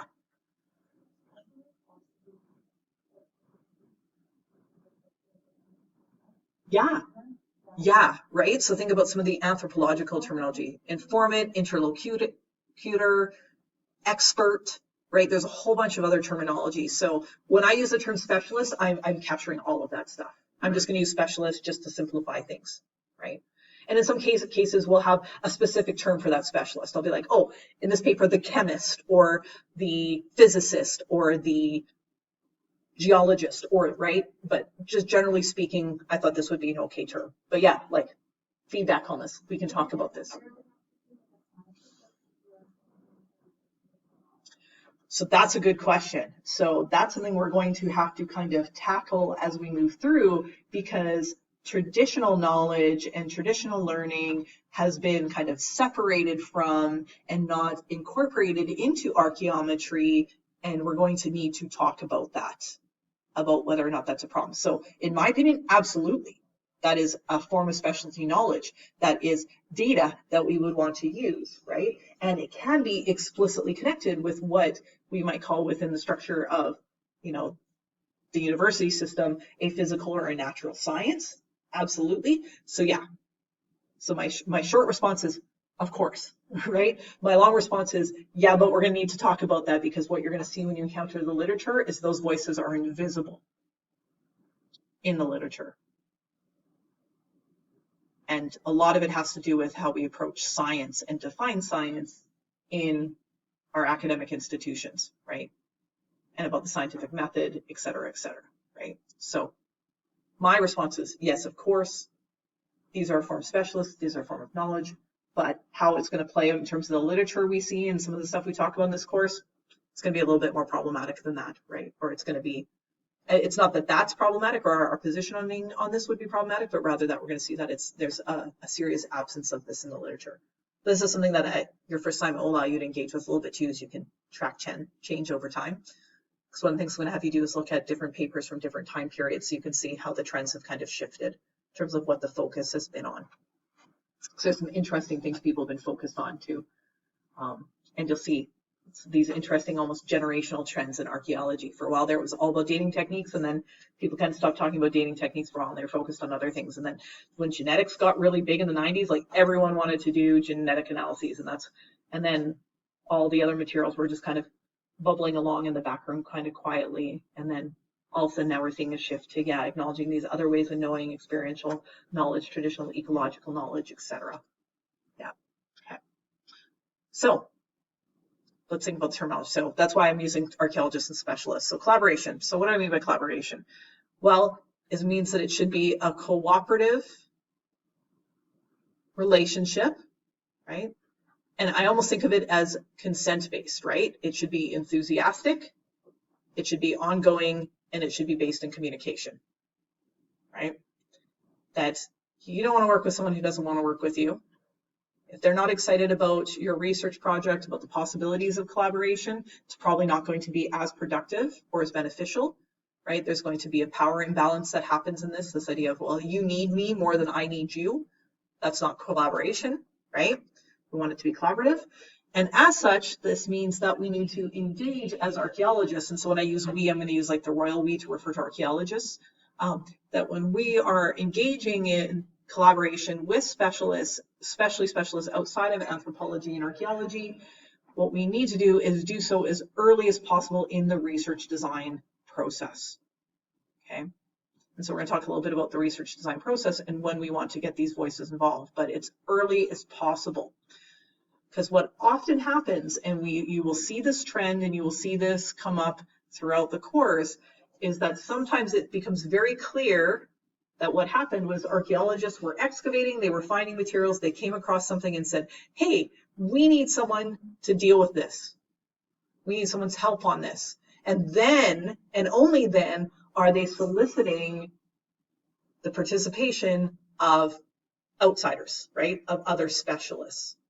And we're going to talk about why there are problems with this approach. And you can imagine that there's a lot of problems with this approach because one of the main things that it does is it decontextualizes those materials that the specialist is working on, right? And that can be really problematic from an interpretive perspective, but also from their side of things, we're going to see how that also impacts how they undertake the analysis of the materials as well. Okay, so we're going to see some examples of this. Now, of course, how involved the specialist will ultimately be in the project will be dependent a lot on their individual personality, right, including things like their enthusiasm, their availability, their realm of expertise, their generic interest in archaeology. The reason why I mention this all the time, that we have radiocarbon dating, why it was so abundantly used and widespread used and accepted in archaeology, was because it was developed with archaeology in mind. When Bill Libby was developing radiocarbon dating, it was because he was very much interested in addressing one of the problems archaeologists had, which is how do we know exactly when things were made in the past? How can we get at chronometric ages versus relative ages, right? So his passion, even though he was a chemist, for archaeology or a physicist, I can't remember. I think he was both. I don't know. He was one of those scientists, big brain thinkers, right? Interdisciplinary, multidisciplinary himself. He was so interested in archaeology anyways, that's why he developed a method that could be utilized by archaeologists, right? Not all specialists we encounter are going to have that level of passion and interest. Right? I've been fortunate. A lot of the ones I have been, but not always. Radiocarbon dating labs, for example, they're radiocarbon dating everything and anything that people send to them. Honestly, it's neoliberalism at its finest, right? It's just an assembly line operation. They just get stuff in and get it out, right? So they don't actually care. This sounds terrible, but many of them don't actually care about what the project is. They just need to know the bare minimum in terms of context to allow them to perform the analytical technique. So all of those factors then are also going to be reliant upon and dependent on the study itself. Again, what the goals and the objectives of the study are. So even though we're going to be advocating for, and I'm going to be advocating for the use of analytical and instrumental methods to answer the questions we have as archaeologists, it also comes with a caveat that we don't always need to use these techniques either. Okay. And so it's this weird line that we have to kind of maintain throughout the course, where I'm going to be arguing that, yes, all these methods are awesome and amazing, and look at what they have done for archaeology, and let's now think about what they can do for archaeology into the future. But we also have to be critical about whether or not it is appropriate to subject material culture and the archaeological record to these various techniques, if they're actually giving us data that is useful, productive, fruitful, etc. Right? And that all depends on the goals of the study. Right? So we have to think about that. So sometimes this involves bringing people in on the earliest stages of the research proposal, right, to think about these things. So we're going to kind of mimic this process in this course by having you submit research proposals several times, right? So you have a chance to think about and revise and get feedback from your peers about whether or not this is a good idea. What are some of the concerns or limitations or risks of undertaking this study? Or are there other ways that you can obtain data that will allow you to answer your questions that don't involve these techniques? We'll talk about some of the reasons why these techniques and accessing them can be very prohibitive, and there's a lot of barriers against their use more widely in archaeology, right? So I say ideally then We need to identify as early as possible where and why we are using these methods, but then also have then an ongoing and holistic collaboration with these specialists. So what do I mean by specialists or holistic?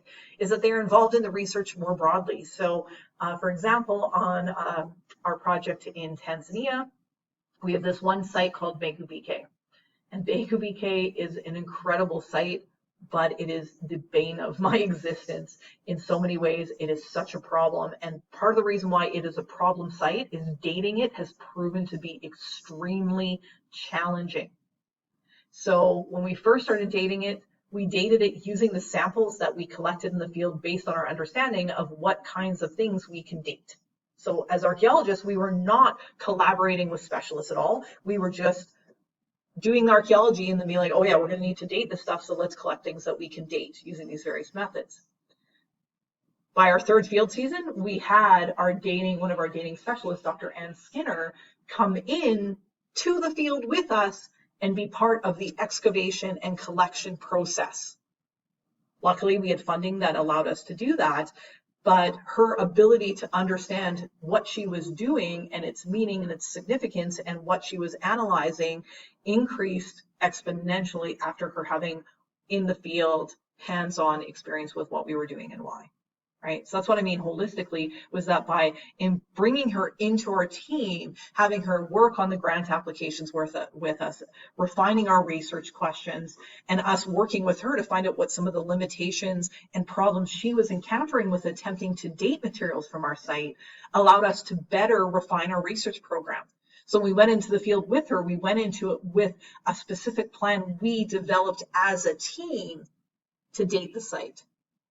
Spoiler alert, we still ended up getting crappy dates back, and she still she just gave a presentation about dating Begu BK last week in a research forum that we were doing for a conference, and she was still like, yeah, I still don't have answers for what's going on. There's something going on at the site we haven't figured out yet, but it's proving extremely problematic for dating, right? So this is why, again, I'm advocating for this holistic, ongoing, collaborative approach, is because I've seen how there are still problems when it's even best circumstances, right? We had good samples, we had lots of money, we had experts who wanted to work with us, they were involved in the research program, and we still didn't end up getting data we were able to use. We still got bad data. And sometimes that's just the way it is, okay? So as part of that then, that's why I put in this little note about flexibility being key. Right? And to me, this is also about being aggressively human, is recognizing that, again, not all specialists are going to want to be active members of an archaeological research program. They simply don't want to be. And that doesn't mean that they can't provide a meaningful contribution to the research project, that they can't and won't produce data that is extremely valuable and important when it comes to us addressing our research questions, right?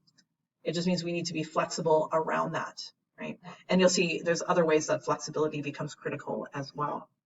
So us, for example, we modified some of our excavation strategies to allow us to do sampling in a particular way that was a bit more, that allowed for a bit more control from the lab perspective. So when she was processing the samples to date them, she had greater control over what exactly the samples had come into contact with, etc. So she was in the field helping us buy the tubes that we needed to pound in the wall to take the sediment samples out, etc. So all these various things. We'll talk about this more. Okay. So then when an archaeologist then is doing archaeometry, when we see ourselves as an archaeometrist, I don't even know if that's a word, but I'm just using it here, so it's a word now, that what that means is that in many cases we become that intermediating role, right? We're that mediator between the research team, the research project, the archaeological work being done, and with that specialist and the work and their goals and what they need to achieve. And I also want to emphasize then that what this means is that we shouldn't be treating our specialists as outsiders, right? So that's why I think thinking of specialists as specialists versus, like experts or scientists or other kind of othering terms, we have to be cognizant of that, right? That how we treat the people that we collaborate with is going to reflect on their ability to work with us in this holistic manner. Okay.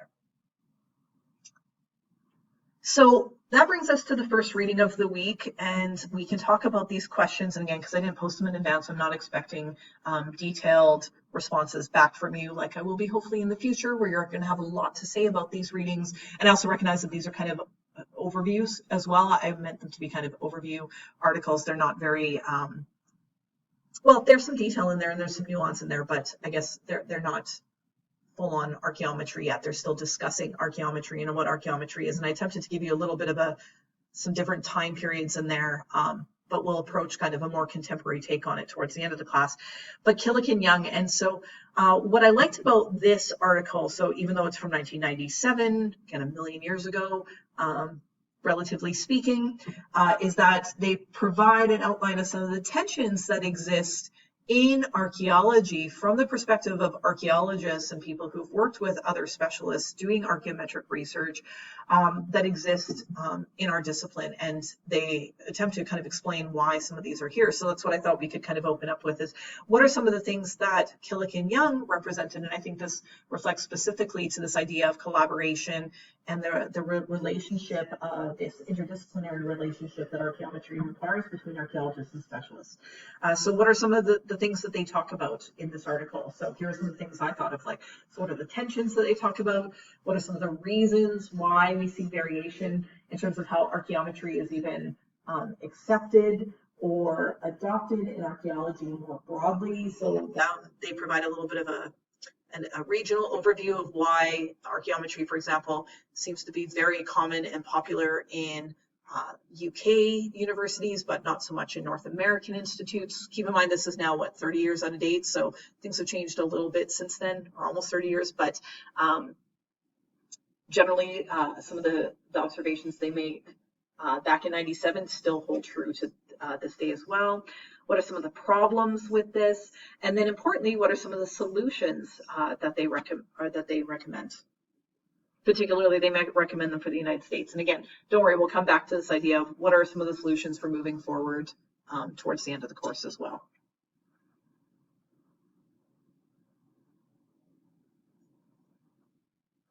Just wondering if anyone had any thoughts on this article.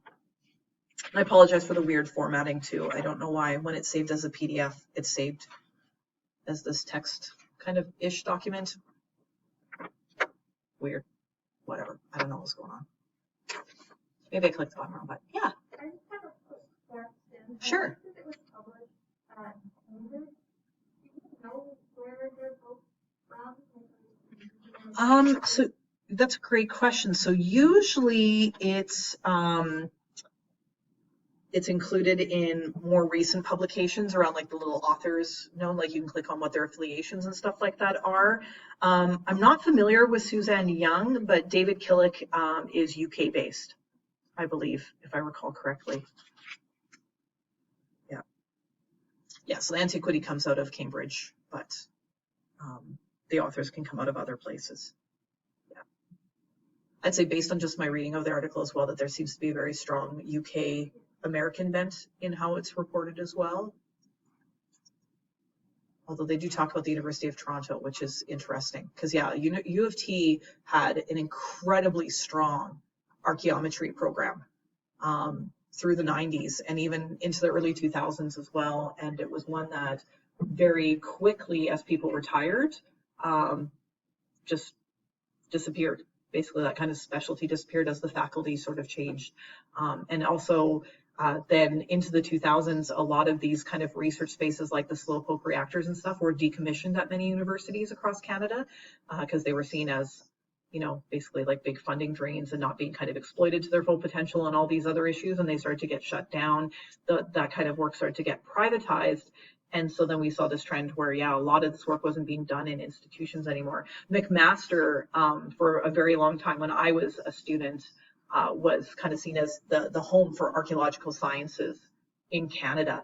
And it had a lot of adjunct positions where you had these specialists in these various dating techniques or other forms of archaeometry, other physical and natural sciences, that had cross appointments between anthropology and their home department.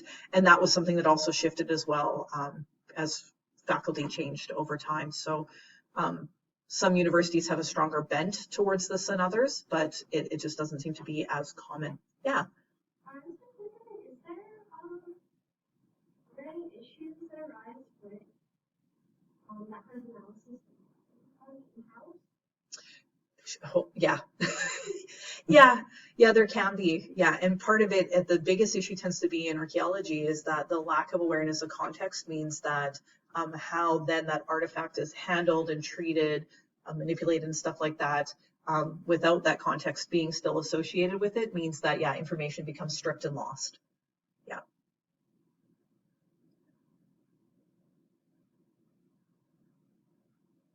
So let's talk about some of these tensions. So some of the tensions is this idea around the university's capacity to support these kind of specialized roles, to fund and sustain equipment and laboratory spaces that would allow for these kind of in-house sort of operations, right? When they are present, we'll talk about this, that access to these facilities is often limited, right? The instrumentation can be fairly expensive, so you don't want just everybody using it, but if you don't let everybody use it, then how do people learn to use it, or how do people know it exists, and then it doesn't get utilized? So you have this kind of balance point between making sure that you want people to be able to use these things, but then also that it's being used for what it was intended for. So again, often archaeological research interests are pushed aside to make way for other areas of study that are seen as more important and vital. And I would say rightfully so in some cases, like from a moral ethical perspective, my samples of rock from an archaeological site that I'm just attempting to find out what elements are present in that rock are far less important in terms of slowpoke being utilized, right, a nuclear reactor being utilized, than developing medical isotopes for use in treating cancer patients as part of their radiation therapy, right? Like, I'm okay with that. But what that means, though, that is that I then need to be patient around this idea of getting access to that kind of equipment and that kind of data, or adapt my research program so that I'm not reliant on it at all, right? So these are some of the issues and challenges. Some of the other issues and challenges that can relate to things being in-house is even just accessing it. So even though it's at a university, sometimes individuals can sense ownership around these things, and then that can make it really challenging to access it. So this even happens at institutions like MacEwan, where technically things are owned by faculty, like the faculty, or the university, not individual researchers. But because they're in an individual researcher's designated lab space, because they're the ones using it for their research and their teaching, things get a bit iffy then when other people, particularly outsiders, want to have access to that equipment to utilize it. So these are just some of the issues that we can have. Part of it, I would say, is, without getting into the theory, and Killick and Young talk a little bit about this, is some of the difference in the kind of fundamental theoretical approaches to doing archaeology, and some of the divides that exist still that continue to this day in North America, or the Americas more broadly, versus Europe. So there are different kind of trends and traditions in archaeological theory, and which then impacts practice and the methods that are being utilized. Of course, the ongoing legacy of colonialism, they don't say it so much in this, but they do mention that they're not surprised to find out that there are very few analytical research facilities in African-based institutions, because colonial authorities don't like smart local people, right? They don't want that. That's bad. So yeah, you can have a university, but you have to teach what we want you to teach. And yeah, we don't want you having fancy equipment, because why would we waste it? Not my opinion, right? But these are the narratives that persist sometimes. So this is something that is talked a lot in the larger community. I'm part of the Africanist archaeology, so people who do African-based archaeologies, is that one of the biggest issues that's facing, and this is really important for human evolution research, is that there are no African-based dating labs currently. So all of the dates are being generated by labs that are external to the continent even. Like, how is this still happening, considering that, South Africa is, the #1 hotspot in the world for human origins research, and yet if you want any sort of dating, it's going to labs in the United States and Europe, right? Those samples get like damaged in transport. Exactly. And now you have things going like not just across international lines, but across like across the world. You're shipping samples all over the world. Yeah, so they can be damaged, mishandled, lost. And we'll talk about this with dating techniques, that one of the biggest issues we have is some of the dating techniques are dependent upon, so thermoluminescence, for example, a lot of the luminescence-based dating is based on exposure to heat and or light. And so you can't have your sample be exposed to heat or light after it's been collected from the site, because that resets the clock. Right? So I've had to bring in samples to Canada where I've had to convince customs. I know it looks like I'm bringing in plastic tubes that are wrapped in tinfoil, and you probably think it's drugs, but I swear on everything I believe in that they're sediment samples for dating, and you cannot open them, because if you do, these samples that I just spent thousands of dollars of public research, of tax dollars, basically of research dollars collecting, you will destroy them if you open them right now. But I swear they're not drugs. Just trust me on this. Yeah.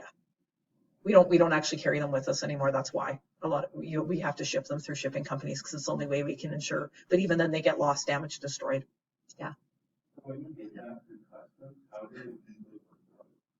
So it depends on where we're entering and whether or not we're entering and going through customs in our final destination. We always make it so that as much as possible we fly direct from Europe to Edmonton instead of having a stopover in Canada, because then we have to clear customs elsewhere, because that research project is headed through the University of Alberta. And so they have customs officers that are employed by the university who help facilitate that. So it's this process where we basically let them know we're coming. They know which packages to arrive. Those are taken to a separate room, and our customs contact deals with all of that. So we don't actually have to deal with it ourselves. We have people that we pay to do that kind of thing. Yeah. But ideally, yeah, what you would do is you can book appointments for a separate screening room in many cases, and then you can walk through the samples, show images and stuff like that, and have a conversation. But we have special permits that allow us to import it, so it's all imported around that stuff as well. And we haven't had any problems with our project, but some researchers do get harassed more. So, yeah. So some of the issues we have to think about too, like, never mind even doing the analytical technique, but how do we even get stuff that we can get to labs and stuff like that. So all of these things. So yeah, so Killick and Young do a good job of kind of summarizing some of these key differences that exist, these different practices. Next week, I'll introduce to you a little bit around the history of this as well. So showing how developments in the theory of anthropology and archaeology specifically were what kind of motivating and leading to these different shifts, these different trends in the popularity of archaeometry. Those of you who've taken theory classes know that processualism, of course, led to the veritable explosion around this, because science was going to give archaeology all of the answers it needed, right? Science was the way. And then what we saw in the 80s was a bit more of that hesitation of pulling back in response to this kind of large-scale push around science because of the loss of the human perspective on this, and also started to acknowledge some of the issues with these forms of collaboration. And then we see just kind of after that, then a shift towards focusing on different kinds of questions that can be answered through the collections of data, which we'll talk about here. So some of the solutions they offer is they actually argue that all archaeologists at some point in their training, particularly and ideally undergraduate students, should take one course in archaeological sciences and in archaeometry, so that you are ready to begin these collaborations, so you're prepared for the interpretation of the data that comes out of these specialist networks. Some of the other things is that there needs to be funding, sustainable, ongoing, continuous funding and support of using these methods for training archaeologists in these methods, that this is really critical.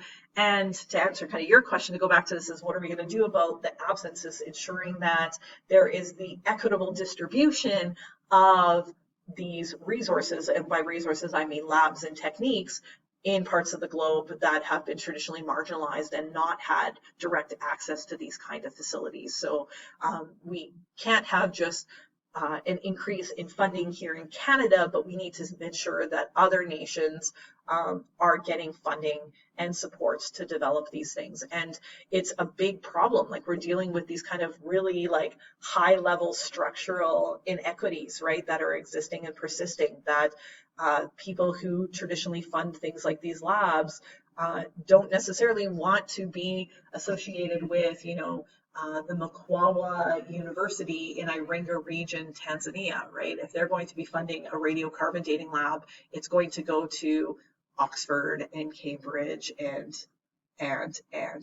right. So some of it is just addressing and calling out the biases that exist at these very large scale levels, right? Social levels. We're not looking at individuals, but now we're looking at societal values around who has the right to do science, who should be doing science. Because a common thing, a refrain I hear as someone who worked in East Africa, in Tanzania, is that many funders were just like, well, we don't want to, quote unquote, again, waste our resources in these nations, in these states that are still developing, right, as countries. So if we're going to spend money, we're going to spend it on infrastructure like roads and building schools. We're not going to spend it on building these highly specialized technical labs, right? And while I, at the initial stage, get that logic, it's inherently problematic, isn't it? For a number of reasons. So we have to kind of challenge our own understanding around this. Yeah, Maddie. I think I understood from this is because archaeometry is not, I don't know what the big proofs for, but I guess it's not taken seriously enough. And because it's not like taught in schools as much as not funded as well, things point out that it doesn't really become standardized or uniform. There's no way to necessarily learn it properly if you don't have the funds or the resources to kind of develop one standard uniform way to do it, so it isn't always perfect. Yeah. And then that causes a whole new set of issues. For sure. Well, and even this, for example, like I'm teaching this a special topics course. This course may never be taught again, right? This could be a one and done. And so what does that say about how our department, and I'm culpable in part of this as well, but how our department's prioritizing this, right?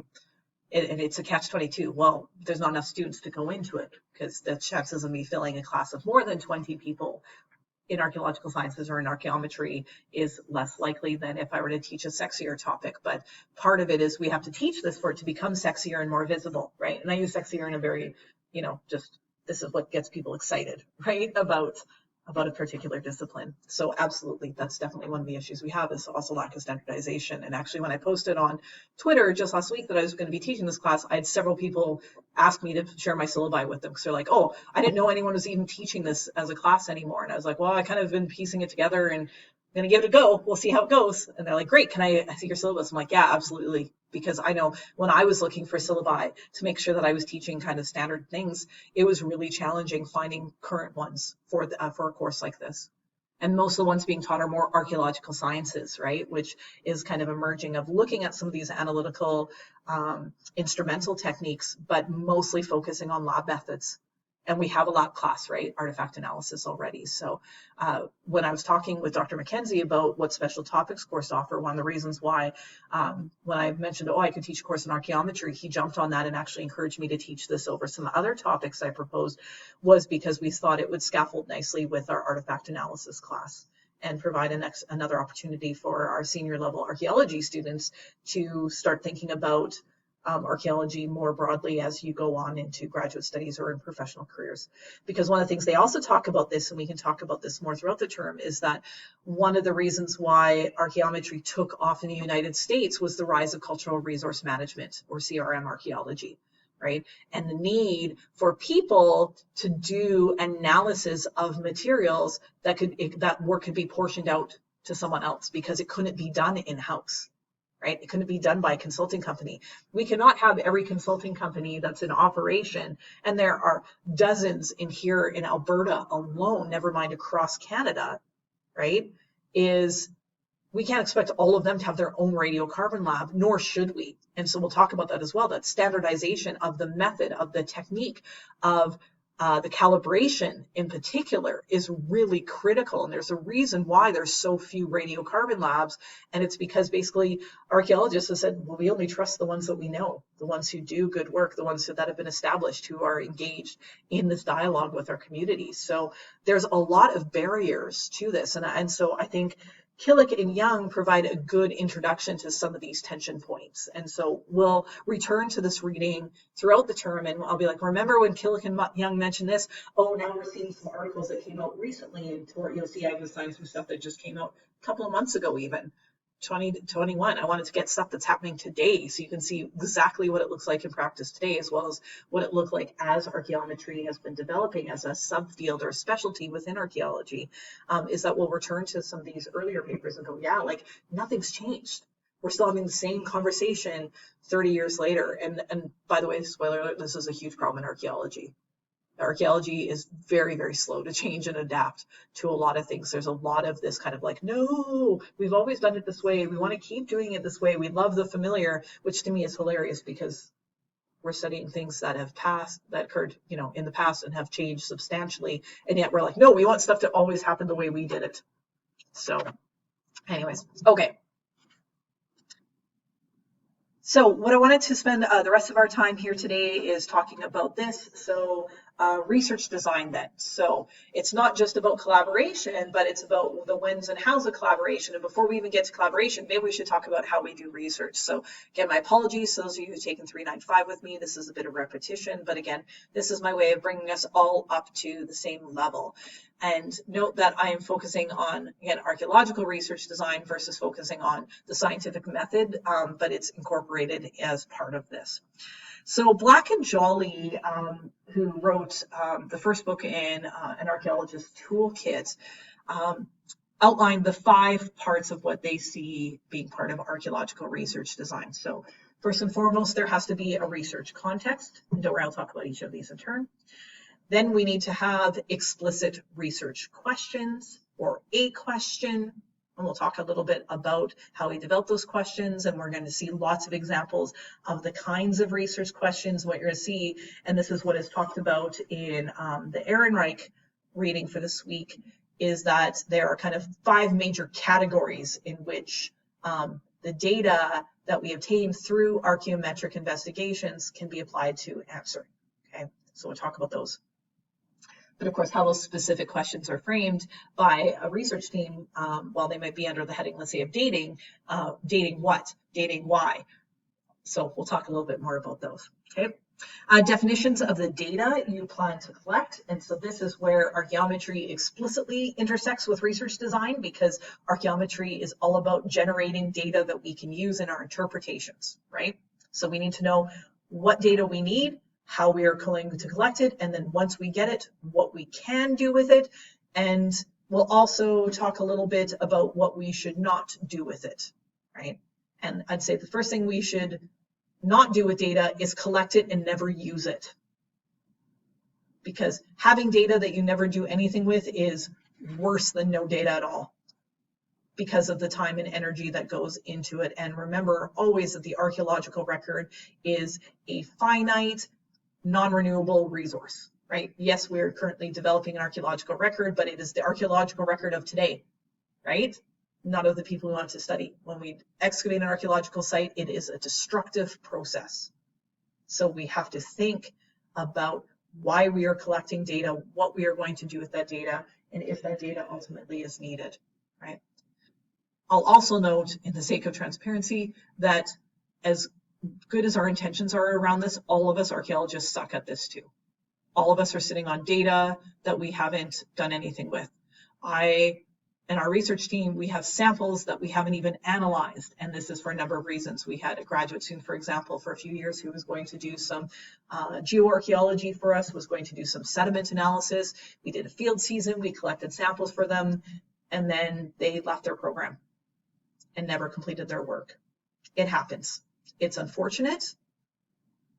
I've tried to recruit students to undertake this analysis. I still have plans myself of maybe doing something with it, but then research is one of these nasty beasts, and somehow I ended up doing video game archaeology instead of studying dirt like I planned. So sometimes these things happen, right? So now I have this responsibility for this material culture, for these samples that I want to do something with and will do something with ultimately, but for now, it's just sitting there, right? So again, so I'm saying that we need to ideally do these things, but the reality is that sometimes we all make mistakes and could do better, okay?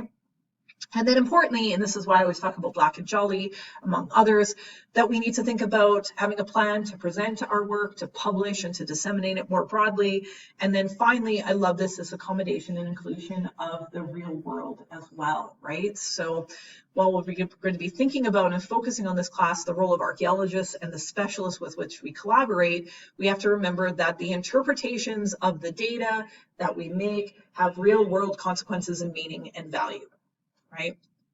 So sometimes this means we might have a plan to date a site in a particular way, and then while working with a community may find that the dating of the site is not as valuable or as important of a question to answer as other ones are. So this is where we need to be flexible and versatile and ready to adapt, right? That sometimes as archaeologists, we may have our own goals and objectives of what we want to achieve, but then we may be subject to other pressures around other things, including funding agencies, because, you know, this is terrible, but funding, like as much as archaeologists love dates, and we know how important dates are for establishing the when of our archaeological sites, funding agencies start to get really cranky if we start to spend a lot of money on dating techniques.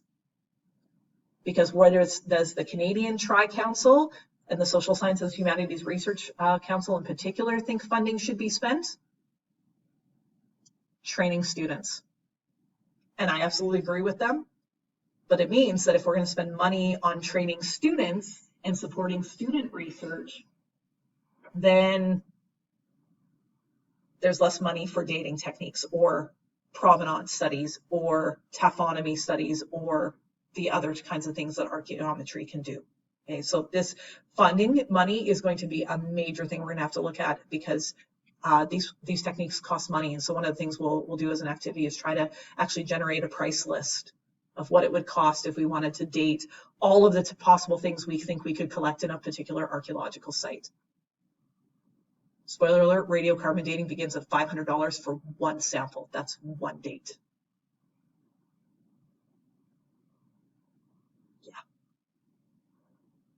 So I want to get 100 dates for a site.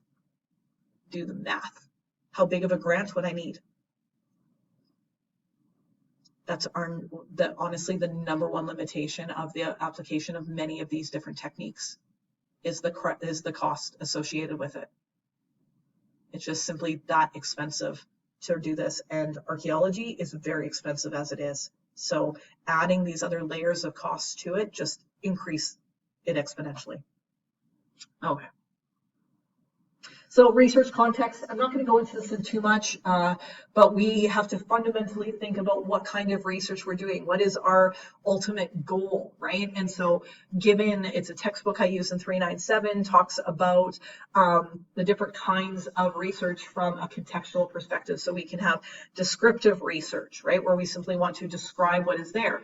So for example, if we're going to an area where there hasn't been a lot of formal archaeology conducted, this might be our primary goal, right? Is to simply document and describe the archaeology that's present in the area, right? And if that is the research context, and we then start to think about the next stages, what data we want to collect, what we're doing with this data, right? What questions we're asking, then maybe archaeometry isn't as valuable. It doesn't need to be a center in the approach.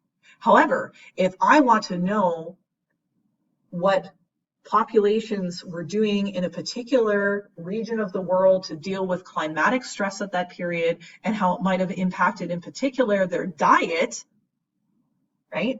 So if I have something that is more on hypothesis testing, because maybe I believe that global warming or global cooling in a particular region led to people shifting away from, let's say, marine resources to terrestrial resources, right? That's a pretty specific hypothesis I have, right? That climate change caused people to change their diets.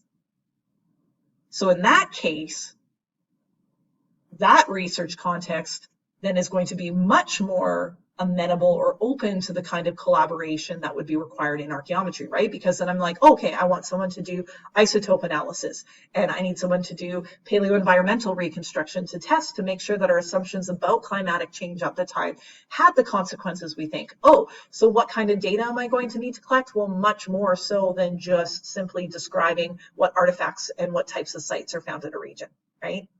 So research context matters, right? We can have instrument focus. So sometimes research is developed specifically with a methodology in mind, with a technique in mind. This happens with things like, for example, we have something called XRF, or X-ray refraction. Crap, what does it stand for? Totally blanking. Anyways, XRF. Something called PXRF came out. P stands for portable. That a new device that looks like a little scanner, like you'd use to check out things in a like a grocery store or something, like beep, to find out what things are priced, or to price or tag things. It looks like that. But what it is it's a portable XRF machine. So what it does is it does elemental data from the surface of the artifact. So when that came out, there was a whole bunch of research, a huge wave of research that happened around applications of PXRF. Guaranteed when you're doing your first report, you'll probably come across at least one PXRF article, because for a while there, they were extremely popular, right? So that was an instrument focus. Hey, we have a new toy. Let's play with the toy, and let's see all the cool things we can do with it, and hopefully we don't break the toys. And if we break the toys, then we better tell everyone how you break the toy, because no one wants to break these toys because we play with expensive toys, right? So it's instrument focused, right? Theoretical, again, this is usually testing those kind of larger questions about the human experience, human behavior in the past, etc., right? And so archaeometry may play a role in this. Interpretive, same sort of thing. And exploratory, sometimes we're simply just kind of going, we don't know what we're going to encounter, so we're just going to go into this, and this might be the possibility of what we might encounter. And so this is how we're going to manage and address what we end up with in the in our initial data collection stage. Okay. Then research questions. Okay. And this is the question that I get from students all the time, is how do I develop a research question? You just do? And it sounds so ridiculous to say that, but I'm sorry, that's just kind of what you just kind of do. You read stuff and then you think of something and you're like, oh, I wonder if anyone else has done this. And then you read some more things and you're like, oh, no one else has done this. Or a few people have done this, but no one has done this in my part of the world. That was my master's, I wrote who ended up being my master's supervisor, and I wrote her and I said, hey, so for my honors thesis, I did this method, but I want to learn a little bit more about this other method. Is that something you'd be interested in doing? And she was like, yeah. So I have these artifacts from this site I excavated that I looked at once, and I need someone else to look at again. Do you want to use this method to look at them? And I was like, yeah, that sounds great. And that's how my research program developed, was through a conversation. And then for my PhD, I was like, hey, to my PhD supervisor, I was like, hey, so for my honors thesis, you might remember I did this. And then for my master's, I went and did this. And now I want to do both of these things, but in Africa. Will you take me to Africa and let me do these things with your African rocks? And she was like, yeah, sounds good. Okay. And then the video gaming stuff was basically because of talking with people on Twitter and nerding out about doing archaeology and video games. And the computer scientist was like, hey, you seem to be interested in this kind of stuff. This is something I'm working on. So then he sent me what he was working on. He was like, do you think you can be an archaeologist and make this archaeology? And I was like, yes, absolutely, I can. And so then I just did some archaeology, and then we wrote a paper. And now the government gave us money to do more of that. We're like, okay, awesome, this is great. Okay. So what does that mean then? That, yeah, how do I come up with a research question? I don't know. What are you interested in? What do you want to solve? So that's what we're going to work through in your assignments, is coming up with research questions. And we're going to start with literature review. What have other people done? And hopefully that'll give us some ideas of what maybe we could do, right? How can we contribute to new knowledge, or maybe just add a slightly different take on it, different perspective, right? So they can be questions, they can be problems, they can be hypotheses, right? But there needs to be something that is driving the research, and that's what we refer to as our research questions, right? The focus should not match the scope of the project, right? So we need to have goals. So we need to be thinking about not just what has been done, but what we want to do, and if we are able to do it, what we hope that means, and what we're going to do with that information, how we're going to disseminate it, distribute it. Who cares? As an archaeologist, we spend a lot of time trying to convince other people that what we do matters, right? So this new grant I got studying video games and using an archaeological perspective is part of a new research fund. It's called the New Foundations and Research Fund. It's explicitly to fund people like me who are doing weird things. Yeah. And I'm sure certain members of the government would have a lot to say about public tax dollars being used to fund video game research, but this is what we do, right? Say, hey, I'm curious about this, and no one seems to have really looked at this before, so I'd like to look at this. And they go, okay. And that's what this new fund was like, okay, and you're going to do it, it's going to be interdisciplinary? Absolutely, okay. Sounds kind of weird. Yeah, it's weird. Perfect. That's what we want to fund.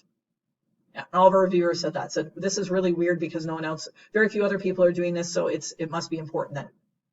And we're going to hopefully prove to them that it was important. Because if not, they're going to say, no, we're not funding that anymore because those two weirdos wrote all these weird papers about video game and no one cared. So, or they didn't write any papers and they didn't do any of the work, so we're not giving them any more money, right? Okay. So it needs to match the scope. We need to have goals in mind, and we need to be thinking about the end stage, even at the beginning. And this is what makes research really complicated, right? Is that it's not a linear process, right? It has all these circles in it. You're going back and you're revising things. You're doing all this stuff. You're getting off track. You're having to adapt and flex and be flexible around changes, right? But it's important because the questions we ask are going to inform the data we collect. And that's something you're also going to get at through this first data literature review, right? How many of the articles in the 4 journals you look at, right, answer questions about prospection? How many answer questions or ask questions about sourcing? How many ask questions about dating, okay? And you're just going to keep little tallies and you're going to do some quantitative analyses of publications. Okay, it's pretty straightforward, I promise. It's not very hard work. It's tedious stuff because you have to go through and based on titles, be like, and abstracts, be like, okay, I think this is what they're looking at. Okay, talk more about that next week. But it does inform our data collection, right? If I want to date a site, then I need to be thinking about what kinds of materials can I date. If I have all stone tools, well, lithics is a particular material class, so there's only certain things I can do with lithics. So then I need to be thinking about what kind of data I'm collecting, right? So what is the issue? What is the claim, right? We have to identify this because often we are making a claim, right, when we are posing these questions, right? We have underlying assumptions that are informing our claim. Usually it has to do with no one's looked at this before, or it's been understudied or under-investigated, or no one's tried using this technique with this particular material, right? So we have to know that it's based on the assumption that, and where is this coming from? Oh, well, we reviewed these journals, we read this literature, talked with the other specialists, and no one's done this yet, so this is why we want to try it, right? And not all things need to be new as well. That's the other important thing. It's okay to just be like, hey, this is just contributing to an already existing body of knowledge. It's just making it a bit more robust by adding more data. That's okay too, especially at the undergraduate level. Once you get into higher levels of study and research, that's where they start to push on innovation, right? But hopefully by then you'll be prepared and ready for that. Okay. So what are some of the sources then of research questions? Well, I mentioned this. Sometimes it's just talking with potential collaborators, coming up with ideas. It can be personal interests. There can be regional strategies. So sometimes there's things that people care about at a regional level because it's important and significant and meaningful, right? That's all the school work that's being done around residential schools right now. Because we really care about this. It's really important. And we're angry about it right now. So we're throwing money at this right now. We're going to talk about how there's not a lot of tools and resources, though, and experts who can do this kind of work, though. So we're in a bit of a pinch. And we are going to be for a bit until we get that critical mass of people who can do this kind of work and should be doing this kind of work, right? There can be institutional focuses. You see this again with universities. Sometimes departments will specialize in things, right? And there's a lot of professional programs and graduate programs in the UK in particular, where the whole idea is that you train for a particular specialty, right? You become really good at a particular method or technique or analyzing a material class, right? Funding opportunities, right? Again, sometimes funding doesn't want to pay for fancy techniques. They'll pay for things like field work, but they don't want to pay for the analysis. Or vice versa, sometimes they will be paying specifically for that. Sometimes there's grants and scholarships, for example, students can get for dating their sites because there's this recognition that it is expensive. And then unless you have a really large, well-funded research program, you may not be able to, as a small independent researcher, get the money you need to run your samples, right? fads, trends, right? What people are talking about, what people are doing. That's a big source of this. Informed knowledge, right? Simply, the more you go on, the more you start to be able to identify things that need to be done. What I always have to remind myself, constantly remind myself, is that it is not my job to do all of the work in archaeology that needs to be done. Because I see these problems and I'm like, someone needs to do this. And luckily now I'm in a position where I can be like, oh yeah, that someone's not me. I bet you I can find a student to do this. And now I can support students in doing these kinds of works, right? So, but it comes with that informed knowledge, right? So talking with other members of the archaeological community will let you know what needs to be done. And talking with people who are not archaeologists will also give you insights into what needs to be done. And this is how we get this informed knowledge, right? Through these forms of collaboration. And then sometimes it's just simply regulatory or legal requirements. And this is certainly the case with archaeology and industry, cultural resource management, right? You may be required, for example, if you're doing a mitigation project, so a project on a site that's been impacted negatively by a development project, like a post-impact assessment, you may be legally required to obtain a date, right, to prove that the resource that was impacted fell within antiquities legislation, for example. Right? So sometimes you may actually just come up with a research project because you're required to do that. And you have to answer that question. So you're like, okay, we got to find people to do this and work on this. Data. Not going to spend too much time on this today. I've been kind of long-winded on these points and beating them over the head. But this is going to be the crux of this course, right? Is looking at the data that we produce, how we interpret it, all the good and all the bad around that, right? So, but just think about these things, right? So again, what data do we need to answer the question?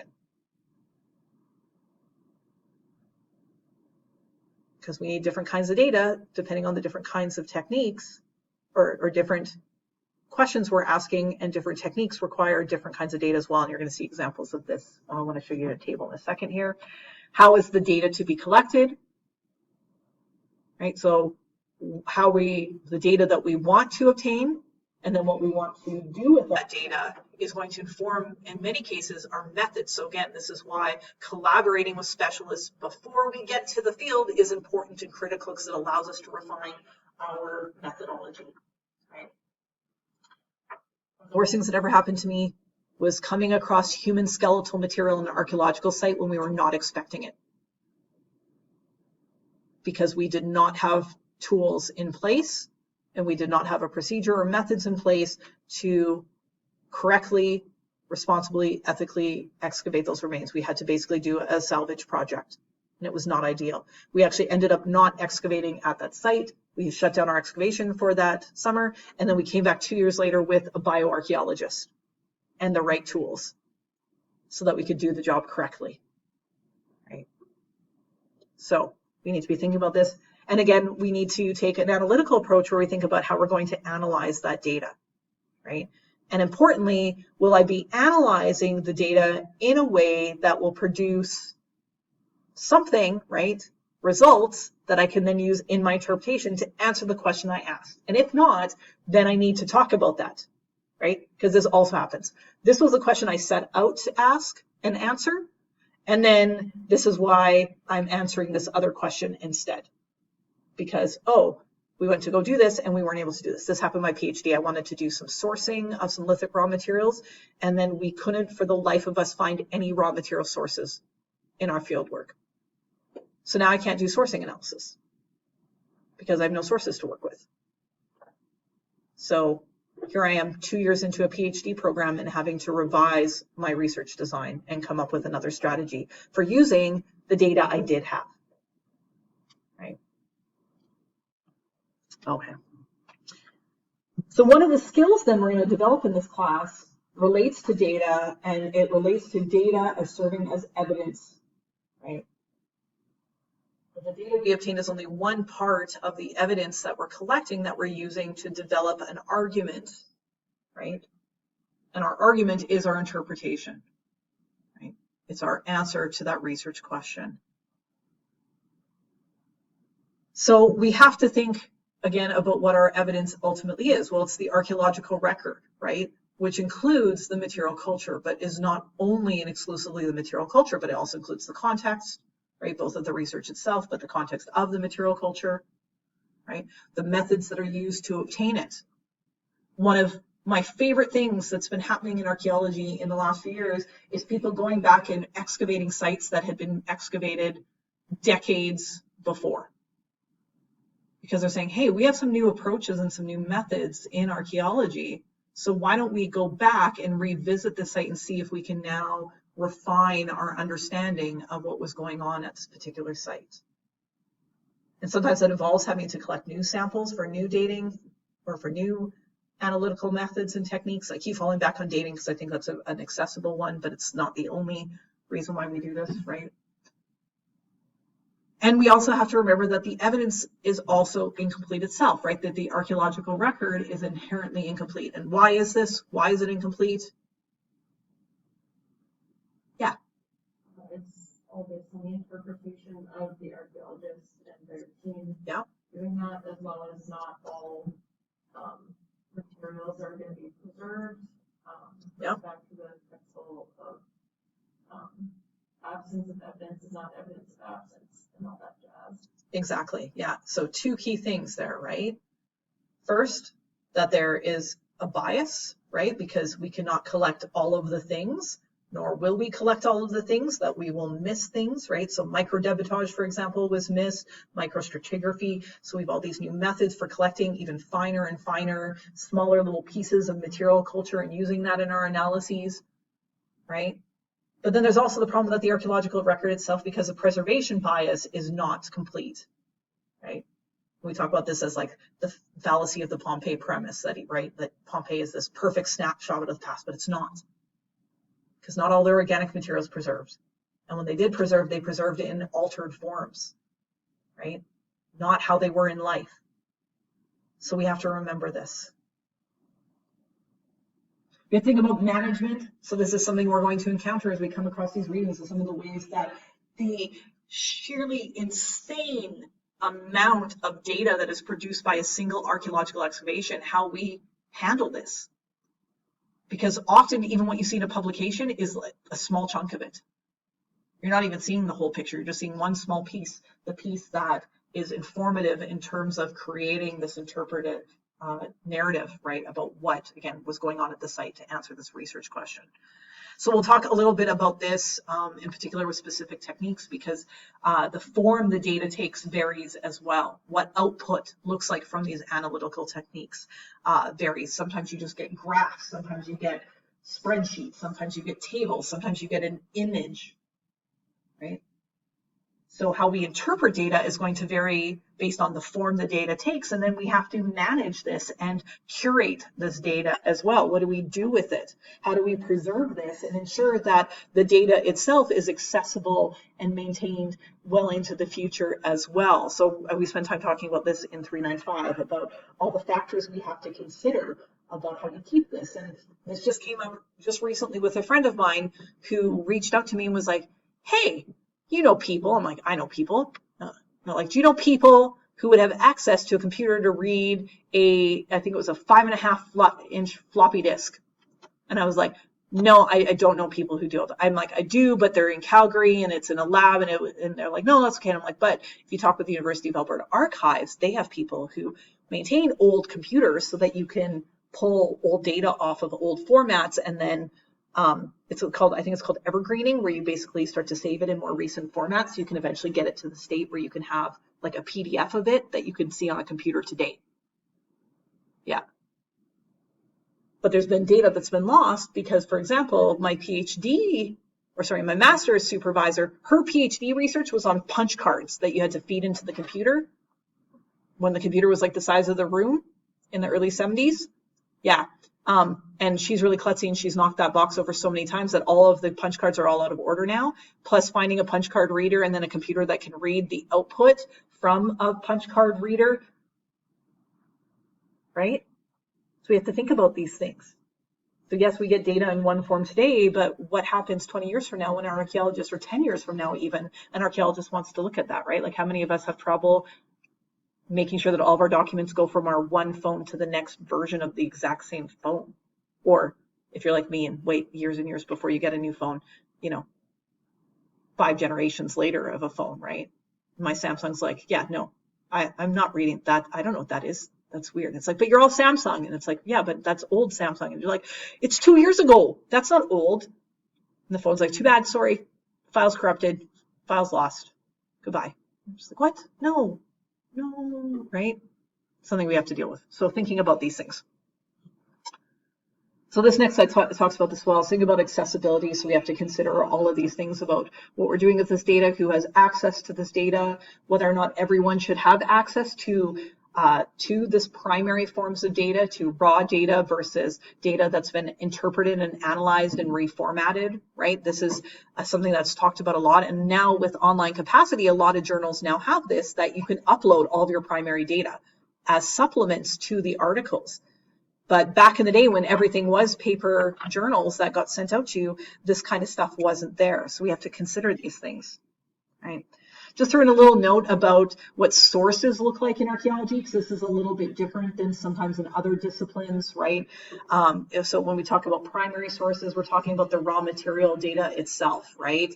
Or the raw data that's coming from these analytical techniques, right? That's the primary source. The site itself, that's the primary source. The reports on that are field notes, the photographs we take. These are all secondary sources. And then tertiary sources are mostly what we will be encountering, are reports on analysis of primary sources of data, right? Where we're looking at articles that are reliant on these forms of analysis of the data itself, textbooks, which are even summaries, large-scale summaries of the sum of accumulation of knowledge around a particular topic. So think about where archaeometry fits in then, right? Like what kind of data is archaeometry producing, right? And then how is it being reported and how it's reflecting these different kinds of sources, and therefore the kind of different value that we assign to this. Note on finding sources, we'll talk about this a little bit more, that of course for your research program, you're going to be dealing with tertiary sources. For the most part, I don't anticipate anyone is going to have a primary source based project for this term, but if you do have access to an archaeological collection and you want to do some analysis yourself or something, talk to me. We can talk about whether we can make that flow, but it wasn't my intention for this course to provide that opportunity to you. I thought about it, but then again, with just COVID and stuff, it would have been a bloody nightmare to make it happen. So I apologize for that. But instead, we're going to come up with a realistic, but also kind of a research project you're not actually going to actualize, right? You might be like, oh, well, someone should do ESR dating on teeth from this site because this site has a whole bunch of teeth. Yeah, so then your final project is going to be talking about what that would look like if that project were to go ahead and why it's important to explore that versus actually doing it yourselves. And that's okay. But so here's some of the things you can do. I'll just note that, because students don't know this, but if you ever need a PDF for anything, there's a whole bunch of free PDF sites out there. I'm not supposed to tell you you're supposed to use them. But what I will tell you is that many of my colleagues are like myself and are more than willing to share our research openly and freely with anyone who asks for us. And sometimes we will share stuff that we have access to, even if we don't have ownership over it. So if you're on social media and you use hashtag #ICanHasPDF, please, sometimes people will help you source stuff. So if you ever really need an article and you somehow can't get it because MacEwan libraries, we don't have access, and can't get to the U of A to download it there because it's silly that you have to go there to access their electronic resources. That drives me crazy, even as a researcher.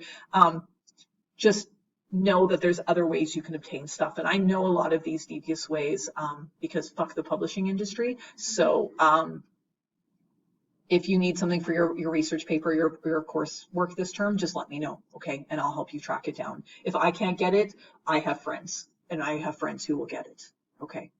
So, but there's other ways, government literature and stuff like that is harder to access, but we can access that as well. Tips for readings, I'm not going to go over them in class, but I did post a little document just to generally help you with approaching the readings. Remember, the goal for this is not you memorizing or expected to regurgitate this, but walk away broadly with themes, and the discussion questions I post will hopefully help you realize what at least I want you to be taking away from these. Okay. Going back to research design, we'll talk about this as well, that part of research design it relates to this idea of significance, archaeological significance. And this is something that you're going to be making a case for, is that the method that you want to apply to a particular assemblage or to a particular site or to answering a particular research question has significance and value within archaeology and hopefully outside of archaeology as well. So we'll talk about a little bit later on in the course about assessing archaeological significance, but we won't spend too much time on this. This is something I go into at length in 395, but I just want to note that this is an important part of the research design process, is that at some point you're going to have to make some sort of statement around the significance or value of the work being done and of the site and the materials. And this is because it relates to, again, this idea that ultimately the work needs to be disseminated, right? That we need to report to people, and we need to consider not only to whom this research is relevant, important, significant, valuable, of use, or sometimes legally required, but also in what form it should take, right? So I'm going to start by having you critically assess and get into the literature in published academic journals. And then for the next part 2 of the literature review, I'm going to have you expand your search for your particular topic into other kinds of sources as well. And other important means, because there's actually some really awesome public dissemination that's happening right now on platforms like Twitter, and believe it or not, the Clock app, TikTok. There's some really neat stuff being done using TikTok as an incredibly powerful way to send out little nuggets of information about archaeological site research works, etc. Okay? And then the last piece, again, we're not going to focus too much in this course on it, but it will come up, is again this idea of, well, ultimately this research needs to have purpose and value outside of archaeology. It needs to be accommodating to accommodate the real world and have a place in the real world. So thinking about who you're writing for, who you're working for, who we're involving, who the people in the project are going to be, right? So this is why having those specialists involved in research design right as it's occurring is critical, right? Because the minute you're like, oh, I'm going to need a specialist, you need to then say, okay, I need to start talking with specialists and get them involved in this project, right? Thinking not just about the outcomes, but also anticipating problems as well. Okay, so I talked way too much today, and we're almost out of time, folks. So with this background in mind, I'm going to leave this with you. When we come back on Tuesday next week, we'll pick up where we left off to actually talking about, now that we have an idea of what archaeometry is, how it's actually being applied to address research questions in archaeology, what some of those are. We'll talk briefly about those, and then we'll transition into talking more about a little bit of the historical context of archaeometric research, and then focusing mainly on materials analysis and some of the basic principles we'll need to understand there that will then allow us to then start to actually get into some of the techniques and methods. So thanks for coming today. I apologize. I know today and next class are going to be really lecture heavy, but then after that, it's my hope, it's my goal, it's my dream, it's my aspiration that we will get more into a discussion based around the readings and whatnot as it's going on. So again, reducing it down to about 40 minutes of lecture, then we'll take a break, and then we'll get into discussion, small group